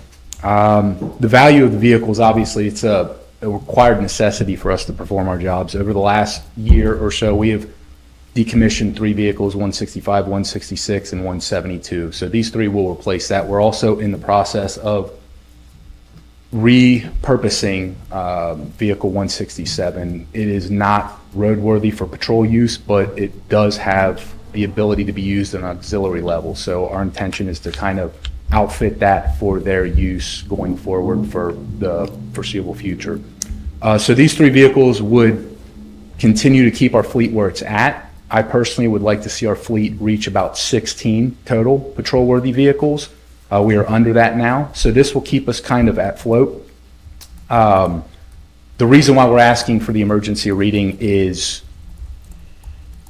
Dodge is no longer making this Durango. There's a very limited availability. We entered into an agreement a couple years ago with Enterprise to purchase and lease vehicles. They have kind of fallen short this past year. They have been unable to locate vehicles. Lieutenant Mark Vickers was able to locate 3 vehicles for us. They are currently holding them. They've been holding them for about 2.5 weeks. If we do not get this through, there's a very strong potential we're not going to be able to continue in this agreement with this dealership. So we're asking for the readings done tonight so we can move forward in that purchase. And even after we make the purchase, it'll be about another 4 to 6 weeks before we can get them actually upfitted with L&W. So that's the value in it, and that's the kind of the emergent of the 3 readings tonight. Mrs. Hoover. Through the president, 2 questions. What's L&W? It's the upfitter. We used to use Valor, which was local. They got caught up in some fraudulent activity, so they are no longer an option. L&W's in northern Kentucky, and they do like they put like the decals on, they'll put the radar units in, they'll put the lights on. They do like all the upfitting for the material that goes inside the vehicle. Thank you. Second question. Mrs. Hoover. You said that will bring you, that 16 is what you would like to have? We're not there yet. What would these 3 bring you to? I think we're at roughly about 13, and it's going to keep us right around that number. We will be, so to add on, there was a 4th vehicle we were going to try to purchase with Fund 11 money, which is federally forfeited money, but vehicles purchased through that money can only be used for specific purposes, and it was going to be a traffic safety vehicle. We didn't get, it's going to be decaled slightly different, and there's a little bit of a different cost, and we didn't have the exact quote, so we did not get it on for tonight. My concern is in 2 weeks when we come back with that, that's Jake Sweeney locally has that one, that it won't be available. So we have engaged in talks with them to try to keep them to hold that for us just a little bit longer. Because like I said, we found all 4 of these vehicles about 2.5 weeks ago. So the dealerships are doing a pretty good solid for us in operating in good faith that we would move forward with the purchase. other questions? Mr. Moore. Thank you, Mr. President. May I ask through the chair? Thank you for being here, Chief. With respect to, I think the ordinance alluded to a savings in the radio purchase allowed for kind of the overage relative to the FRP. Can you just clarify that? That is correct. We saved, I don't have the exact figure, but roughly around $100,000 on the radio purchase. I wasn't involved in the negotiations of that, but that was happening right at the end of 25 into 26. And Motorola was not going to honor that. Chief Sumner and Lieutenant Mark Vickers, I believe, were able to negotiate a strong discount, special discount for us going into this year. So we were able to secure that. And in doing so, it alleviated about $105,000 in funds. We were appropriated $150,000 under the FRP. So by getting that extra money, it has allowed us to purchase the 3 vehicles, which is roughly $210,000, which is substantially more than we were originally allocated. But we are still within the police capital budget because of the excess money. And if you look at it, the last year's lease agreement we went into with Enterprise, it's over 4 years. And at the end of that, after 4 years, we're going to pay about $240,000, $241,000 for those 3 leased vehicles. These 3 purchased outright are going to save us roughly $33,000 over the course of the 4 years. So I think it's a fiscally responsible since we have the funds to do so. Mr. Moore. If I may, I'm going to ask you to comment and then share a little backstory on sort of the go-forward number that you'd like to see in the FRP.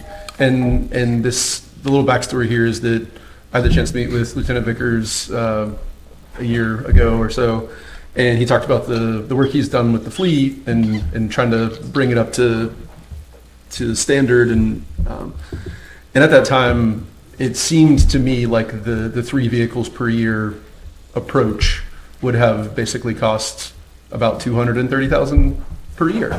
And I recall that last fall when we were putting together the FRP, I noticed that the number was 150, and I sort of explicitly asked this question, why isn't it 230? I believe that's what the police department would have asked for. 150 seems to be low, and it was basically said, well, this is okay. This is an appropriate number for them, and just playing it in my head as a little bit like that doesn't quite make doesn't square for me.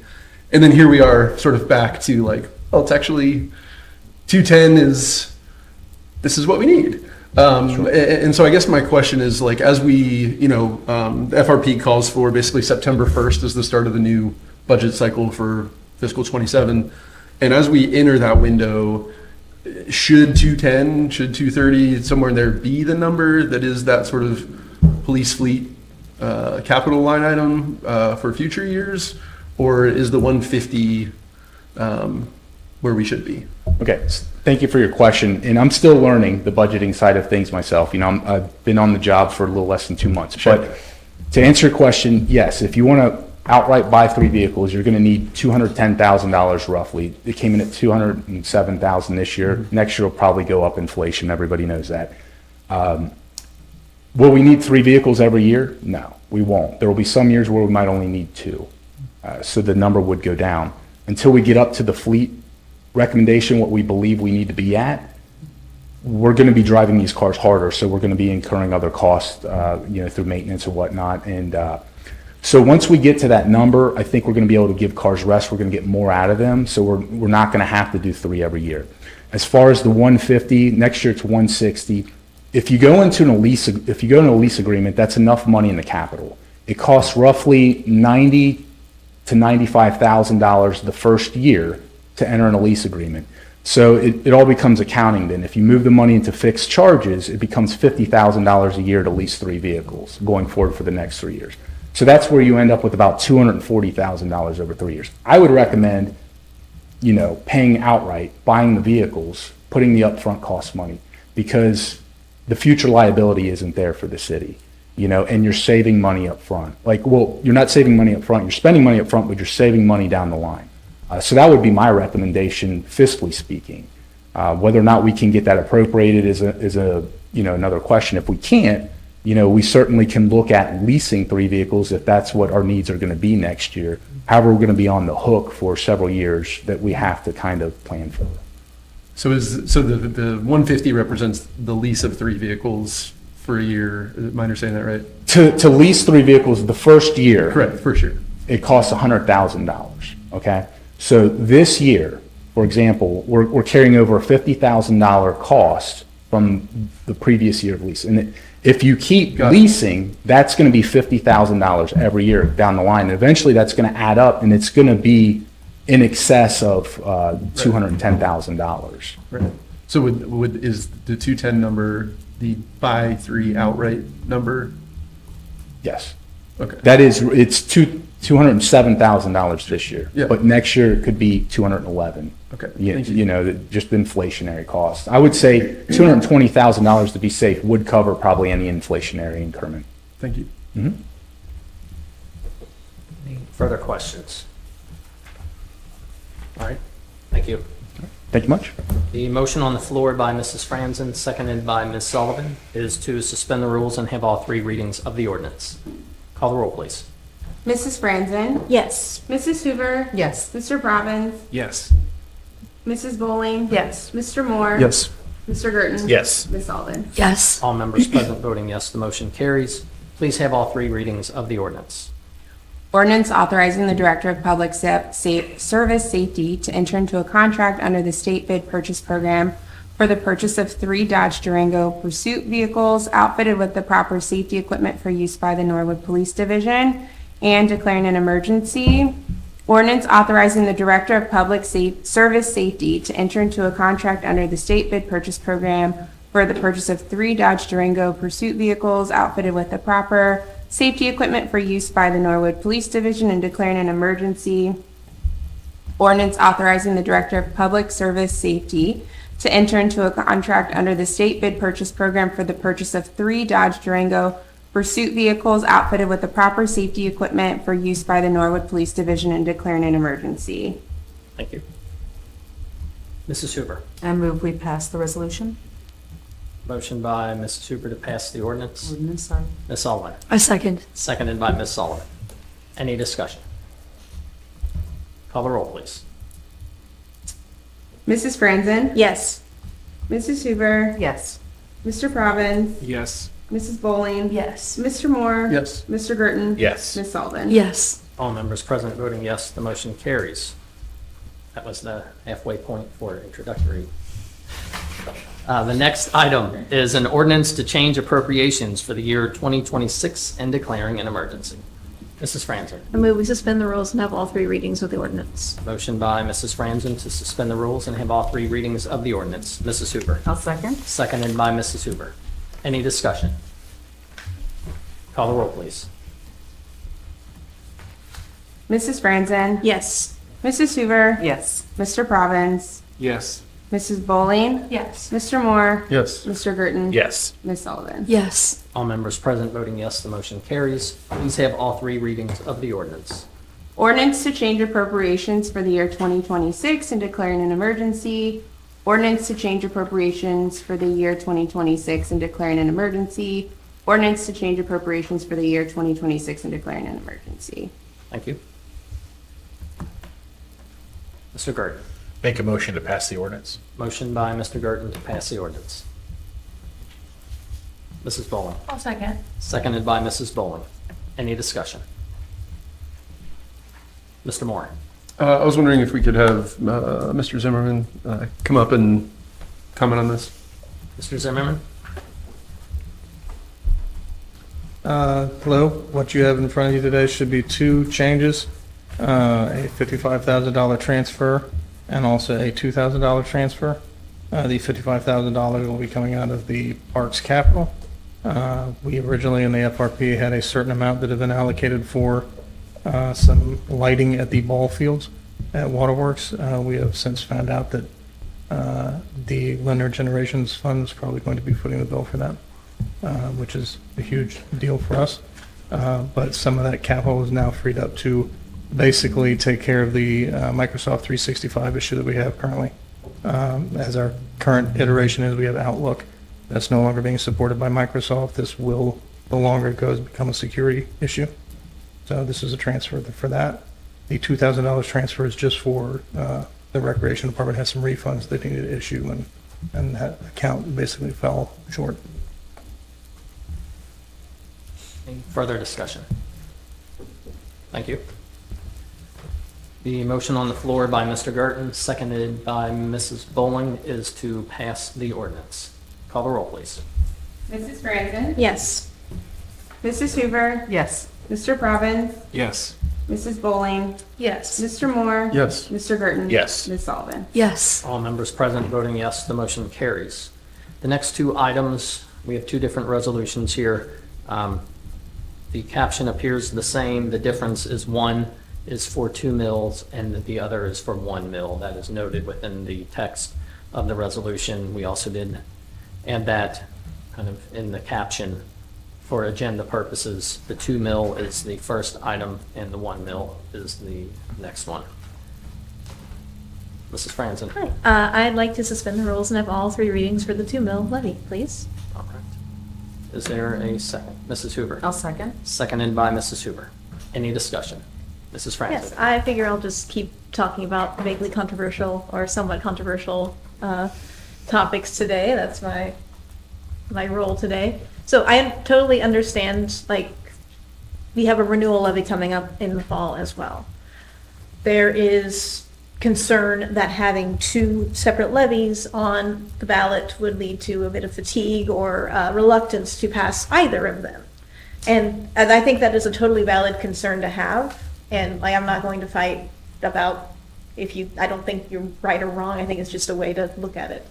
I think that it is better, if we want to put this on the ballot, it is better to do it this fall rather than in the spring, because 1, there are more people voting, so it's more representative of what people actually want. 2, I think that you have a better chance of passage in the fall compared to the spring, because larger numbers equal a bigger chance of more people voting yes. And 3, the sooner we get this passed, the sooner we can get money and actually start repaving or, applying for funds to repave the street. But I totally respect if you don't think that's the right move, if you want to do spring, or if you think the 1 mill is better. That's just what I think. So that is why I want to do this today. There's also the issue of a deadline where we have to get this on the ballot by 90 days. That's why I'd like to do 3 readings, and we had a lot of time to think of this. Thank you. Thank you. Any other discussion? All right, motion on the floor by Mrs. Franzen, seconded by Mrs. Hoover, is to suspend the rules and have all 3 readings of the resolution. Call the roll, please. Mrs. Franzen? Yes. Mrs. Hoover? Yes. Mr. Provence? No. Mrs. Bowling? Yes. Mr. Moore? Yes. Mr. Gerton? Yes. Ms. Sullivan? Yes. A vote of 6 in favor, 1 against, the motion carries. Please have all 3 readings of the resolution. A resolution declaring to proceed to levy additional tax in excess of the 10 mil limitation and to notify the Board of Elections of Hamilton County to cause a notice of election to be given as required by law on the question of levying additional tax in excess of the 10 mil limitation for general construction, reconstruction, resurfacing, and repair of streets, roads, and bridges in the city of Norwood, and declaring an emergency. A resolution declaring to proceed to levy additional tax in excess of the 10 mil limitation and to notify the Board of Elections of Hamilton County to cause the notice of election to be given as required by law on the question of levying additional tax in excess of the 10 mil limitation for general construction, reconstruction, resurfacing, and repair of streets, roads, and bridges in the city of Norwood, and declaring an emergency. A resolution declaring to proceed to levy additional tax in excess of the 10 mil limitation and to notify the Board of Elections of Hamilton County to cause a notice of election to be given as required by law on the question of levying additional tax in excess of the 10 mil limitation for general construction, reconstruction, resurfacing, and repair of streets, roads, and bridges in the city of Norwood, and declaring an emergency. Thank you. Mrs. Hoover. Make a motion, we pass the ordinance? Motion by Mrs. Hoover to pass the resolution. Mrs. Franzen. I second. Seconded by Mrs. Franzen. Any discussion? Mrs. Bowling. Thank you, Mr. President. I've got a question for Mr. Moore through the chair. And I'm sorry in advance either for catching something wrong or for not understanding something I ought to already understand. In section 1 of both this one and the 1 mil, it says a rate not exceeding 2 mils for each $1 of valuation, which amounts to $70 for each $100 of valuation for a period of 5 years. But in the document from the property tax revenue, it says 1 mil per, I'm sorry, well, another one, it says 2 mils per $1 taxable value, which amounts to $70 for each $100,000. Am I not understanding some sort of thing here, or do we have that written incorrectly? Mr. Moore.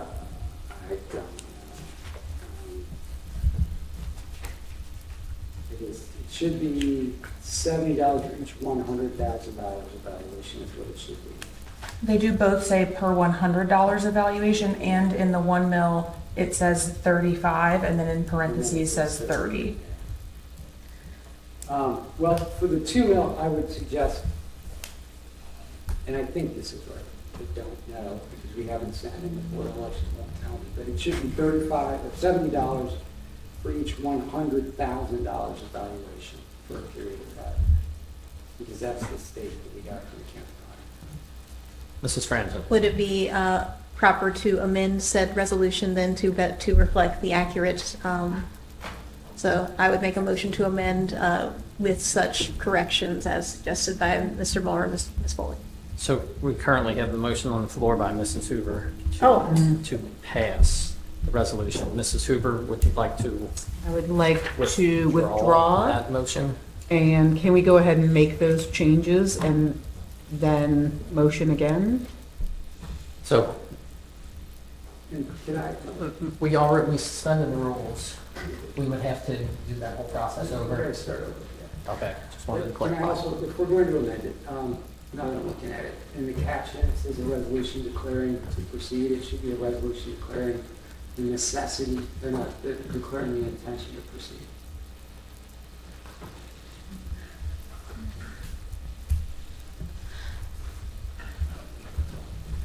Where?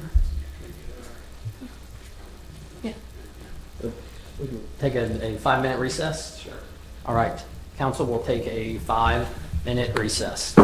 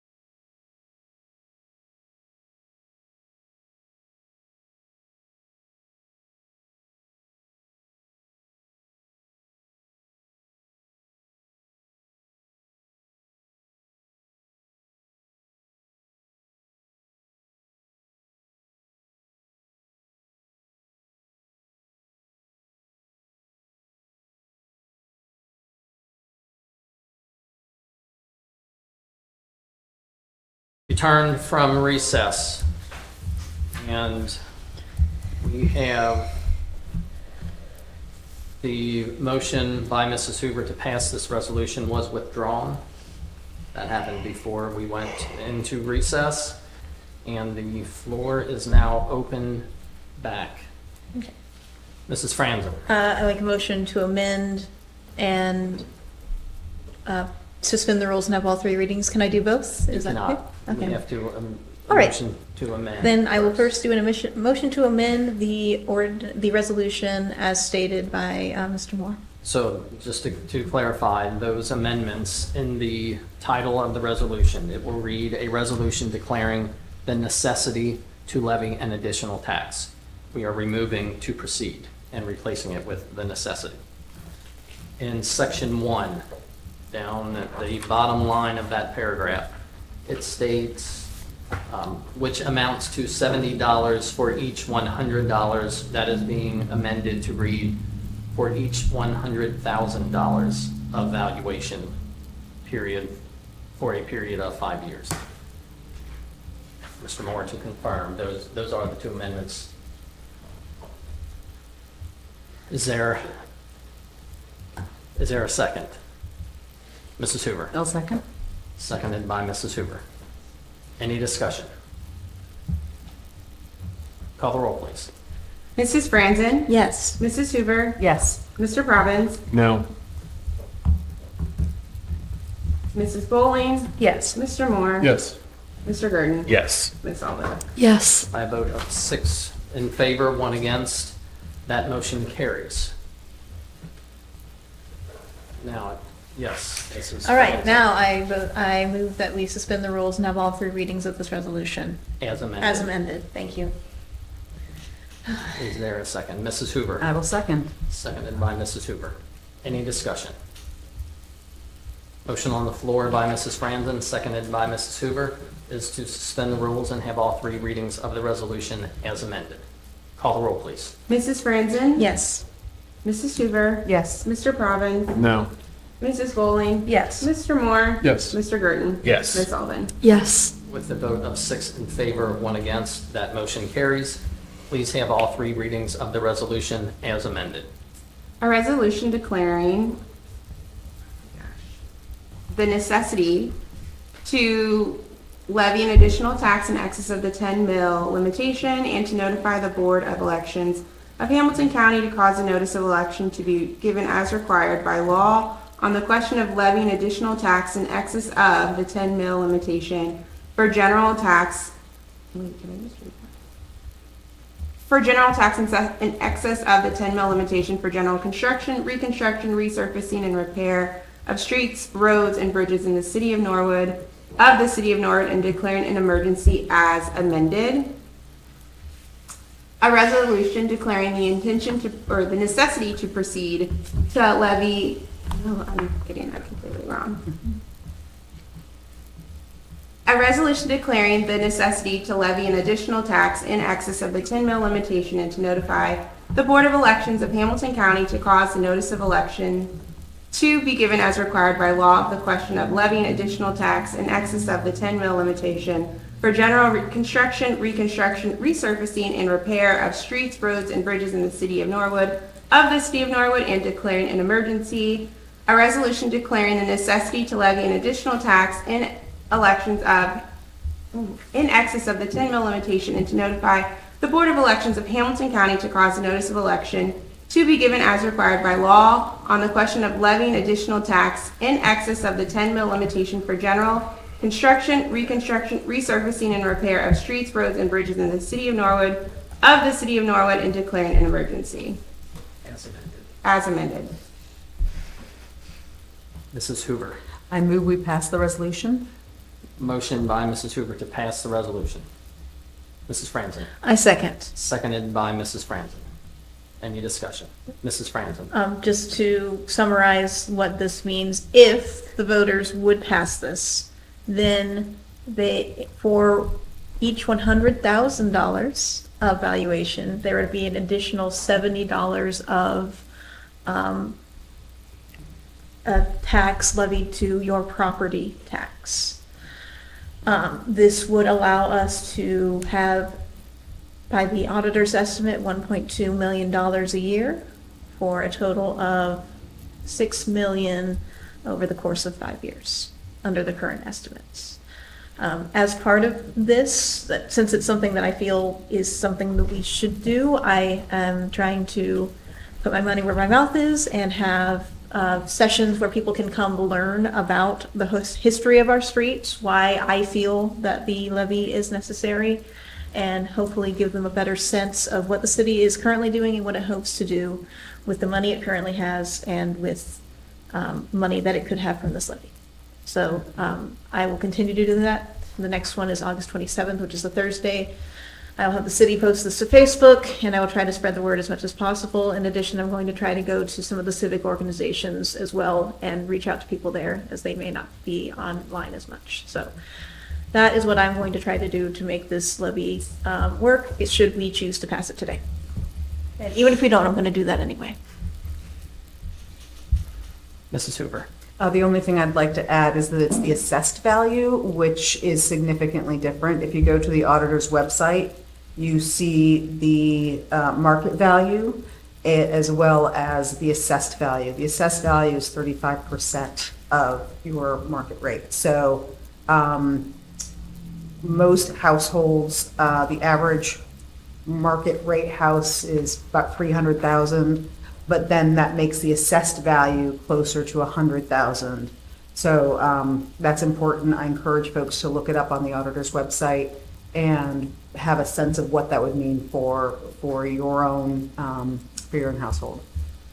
Yep. Mrs. Francis. So, for instance, for my house, my assessed value is $125,000. So I would be paying approximately, I just did this math, but I'm bad, $85 extra per year. And at least from what the contractor said, having this extra money would allow us to actually make headway in getting the streets to a more serviceable value, rather than what we are currently doing about investing of our own city money, about $2 million a year, give or take 100,000.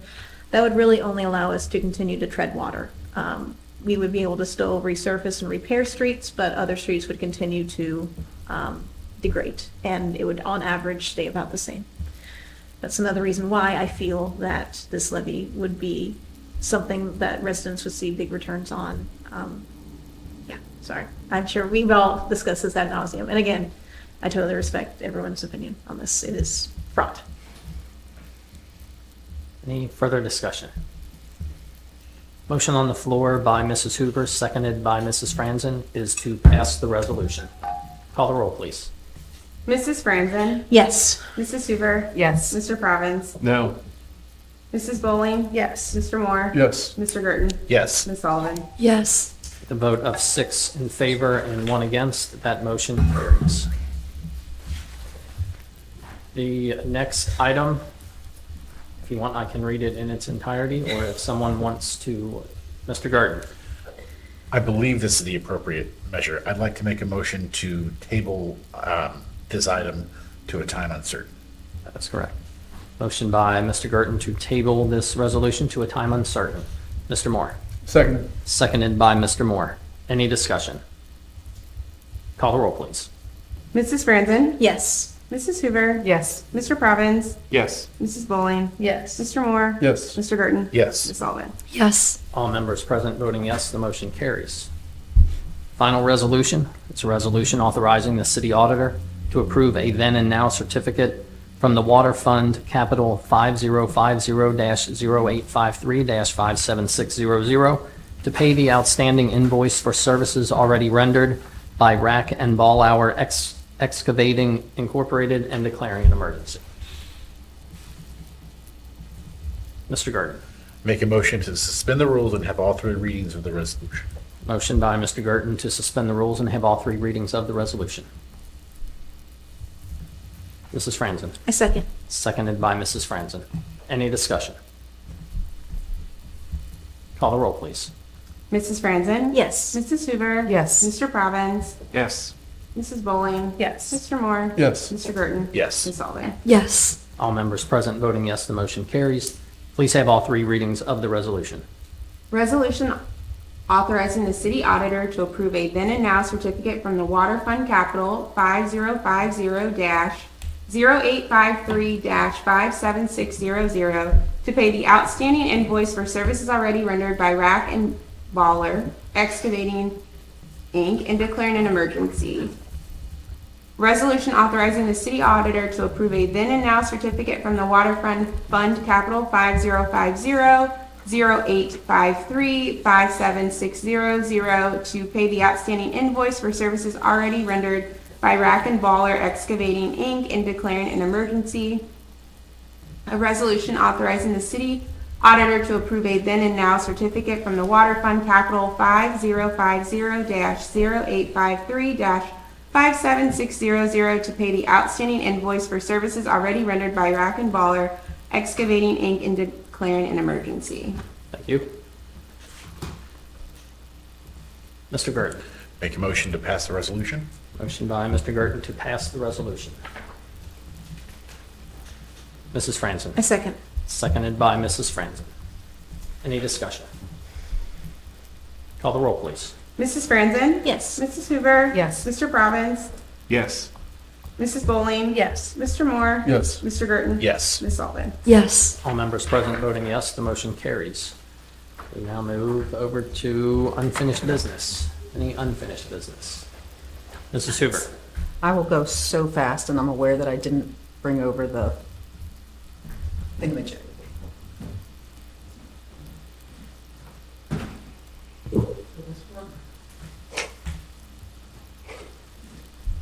Okay. First, we've got the community compost. I promised that I was going to be updating. This is nuts. We're at over 10,000 pounds of scraps diverted. 61 households are participating. This is sort of connected.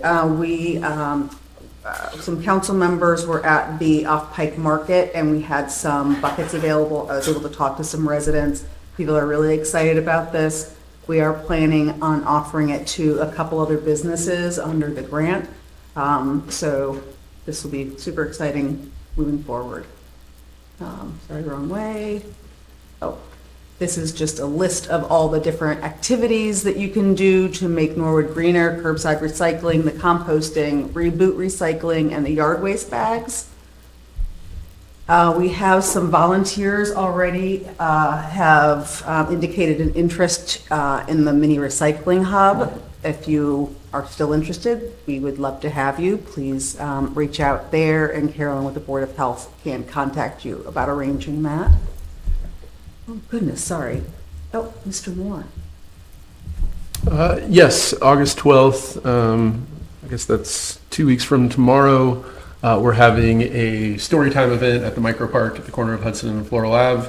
The idea is that the kids hang out and read a few books while the adults help with some of the maintenance items like pulling weeds and whatnot. And yeah, we've had 2 of them so far. I would just say very adorable scenes, and certainly if you live within walking distance of that corner, Hudson and Floral, welcome you to stop on by while you're out strolling about on Wednesday, August 12th at 6 p.m.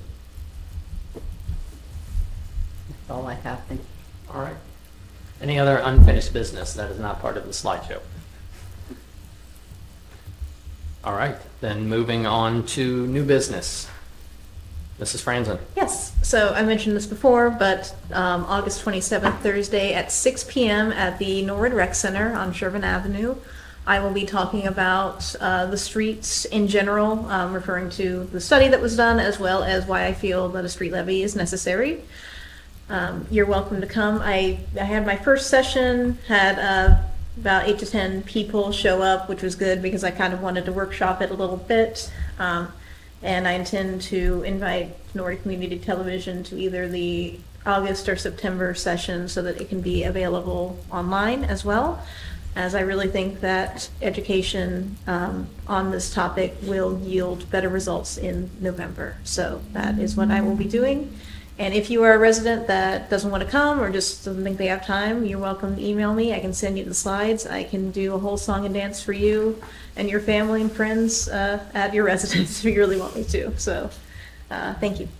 Also, I'm pleased to announce that we will be having a new council member join us on February 9th. They won't be very useful for quite a while, but we're very excited to welcome our new daughter in that time.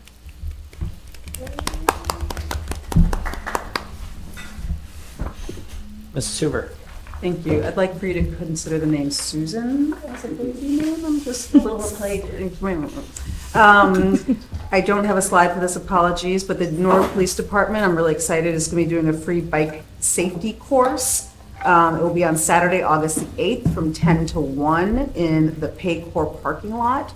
Participants will rotate through 4 different training stations with basic bike handling skills, safety, and road awareness, and they'll have some free bike helmets for kiddos. So check that out. That should be really, really phenomenal.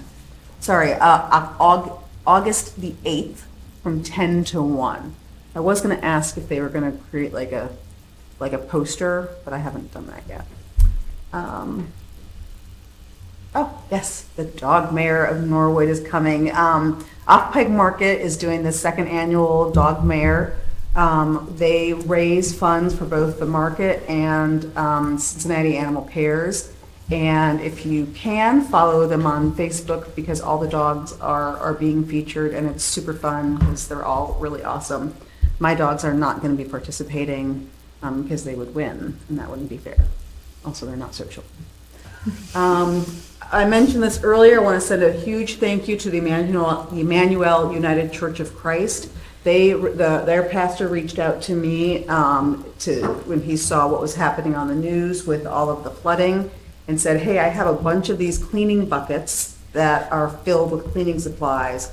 And so he dropped them off at my porch. I was able to distribute them to residents. Everyone was so very grateful. And it was just lovely that, we always talk about how Norwood takes care of Norwood, but thank you to St. Bernard, our neighbor a little to the west, for looking out for us and bringing that to our community. Sorry. And then also, we had a conversation earlier about the flooding. In an effort to gain as much information as we can, I have asked folks to complete this survey. I got it from the Oakley Community Council, and they're gathering a lot of information for their residents. Of course, Cincinnati is a different animal. Their mayor was able to declare an emergency and open up some of his personal funding. Unfortunately, our mayor does not have the capacity to open up an additional $1 million. You don't have $1 million? Where's your money? Yeah. So the city of Cincinnati is a very different, and that there was some conversation about whether or not Norwood should declare a state of emergency during our flooding situation. That is not a benefit to us in our situation as a statutory city. The 2 main places are MSD is the main sort of point of contact, and then we just had a lot of the overland flooding, which is a different situation. So if you would like to share this information with your neighbors, if you yourself had an experience, we're going to collect this information. I'm going to be sharing it with the Safety Service Director, and we'll be having some ongoing conversations about how can MSD work best with us, how can the city get the information out to residents. So that's that, and I think that's all I have. So thank you very much. I'll just add my normal reminder with, since we're talking flooding and storm sewers, that grass clippings should be put in bags and not blown into the curbs as those, or that. Or yard waste bag. Yes, For diversion. or the free Numbers. yard waste bags at the health department. But that does keep that debris out of the storm sewers, which then causes some possible clogging downstream. All right, any other new business? Ms. Sullivan. I've received numerous questions and concerns related to the flock cameras in Norwood, and I'm just curious as to if this could be placed, if the topic could be placed into the law committee. Yes, you are asking for it to be placed in. Yes. Mr. Robbins. I didn't, yeah. Happy to add it to the agenda. Thank you. Thank you.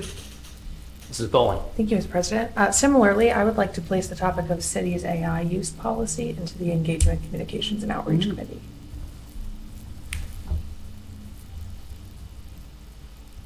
Any other new business? Mr. Moore. Thank you, Mr. President. Yeah, with respect to that Engagement, Communication, Outreach Committee, just want to say thank you to Mrs. Hoover, presumably Ronaldo and Steve, for having a slideshow running. Running pre-game here. That was another concept that came up just to try to make these meetings increasingly valuable and user-friendly. So hopefully folks saw that on the broadcast, and certainly we saw it here in the chambers. Any other new business? Mr. Providence. Yeah, thank you. We held our first workshop for several of us. We missed those that couldn't make it. And there's been a lot of kind of confusion about what the workshop is and what it isn't. So it's a way for us to get together and have a meeting. It's open to the public. Anybody is welcome to attend. But really it's a way, sometimes in these meetings we get through the agenda and go through it. It's a way for us to kind of share what we're working on, what's important to us, and then what we as a council would like to come and bring to this body or other committees. So it's a way for us basically to work. And I felt like it was a very productive meeting. We shared a lot of information. Minutes will be coming. So again, it's a very transparent meeting. Public is welcome. We'll have meeting minutes at the end of it. We can't decide anything in a workshop, so it's much like a committee, but it's a little less formal than a committee. So we just kind of have things that we discuss that is going on in our neck of the woods in the community and what we're working on and what we're planning. All right. Any other new business?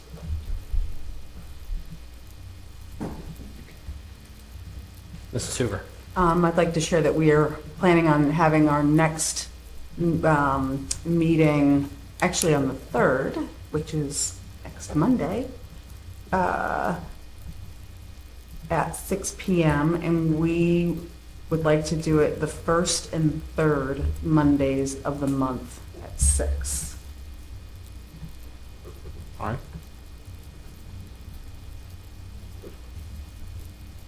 Any other new business? And we will move on to communications. The first is a letter from Michael Whiddon with Hamilton County Economic Development Office regarding Norwood Church final report. Mrs. Franzen. I move that we receive and file the communication as if read. Motion by Mrs. Franzen to receive and file the communication as if read. Mr. Moore. Second. Seconded by Mr. Moore. Any discussion? Call the roll, please. Mrs. Franzen? Yes. Mrs. Hoover? Yes. Mr. Provins? Yes. Mrs. Bowling? Yes. Mr. Moore? Yes. Mr. Gurton? Yes. Ms. Sullivan? Yes. All members present voting yes, the motion carries. Next item is from Mayor Victor Snyder regarding Mayor's Court fines for June 2026. Mr. Gurton. Make a motion to accept and file the letter as if read. Motion by Mr. Gurton to receive and file the communication as if read. Ms. Sullivan. I'll second. Seconded by Ms. Sullivan. Any discussion? Call the roll, please. Mrs. Franzen? Yes. Mrs. Hoover? Yes. Mr. Provins? Yes. Mrs. Bowling? Yes. Mr. Moore? Yes. Mr. Gurton? Yes. Ms. Sullivan? Yes. All members present voting yes, the motion carries. We have no absent members. Mrs. Bowling. I'd like to motion that we adjourn. Is there a second? Mr. Gurton. I'll second. Seconded by Mr. Gurton. Call the roll, please. Mrs. Franzen? Yes. Mrs. Hoover? Yes. Mr. Provins? Yes. Mrs. Bowling? Yes. Mr. Moore? Yes. Mr. Gurton? Yes. Ms. Sullivan? Yes. All members present voting yes, the motion carries. This meeting is hereby adjourned.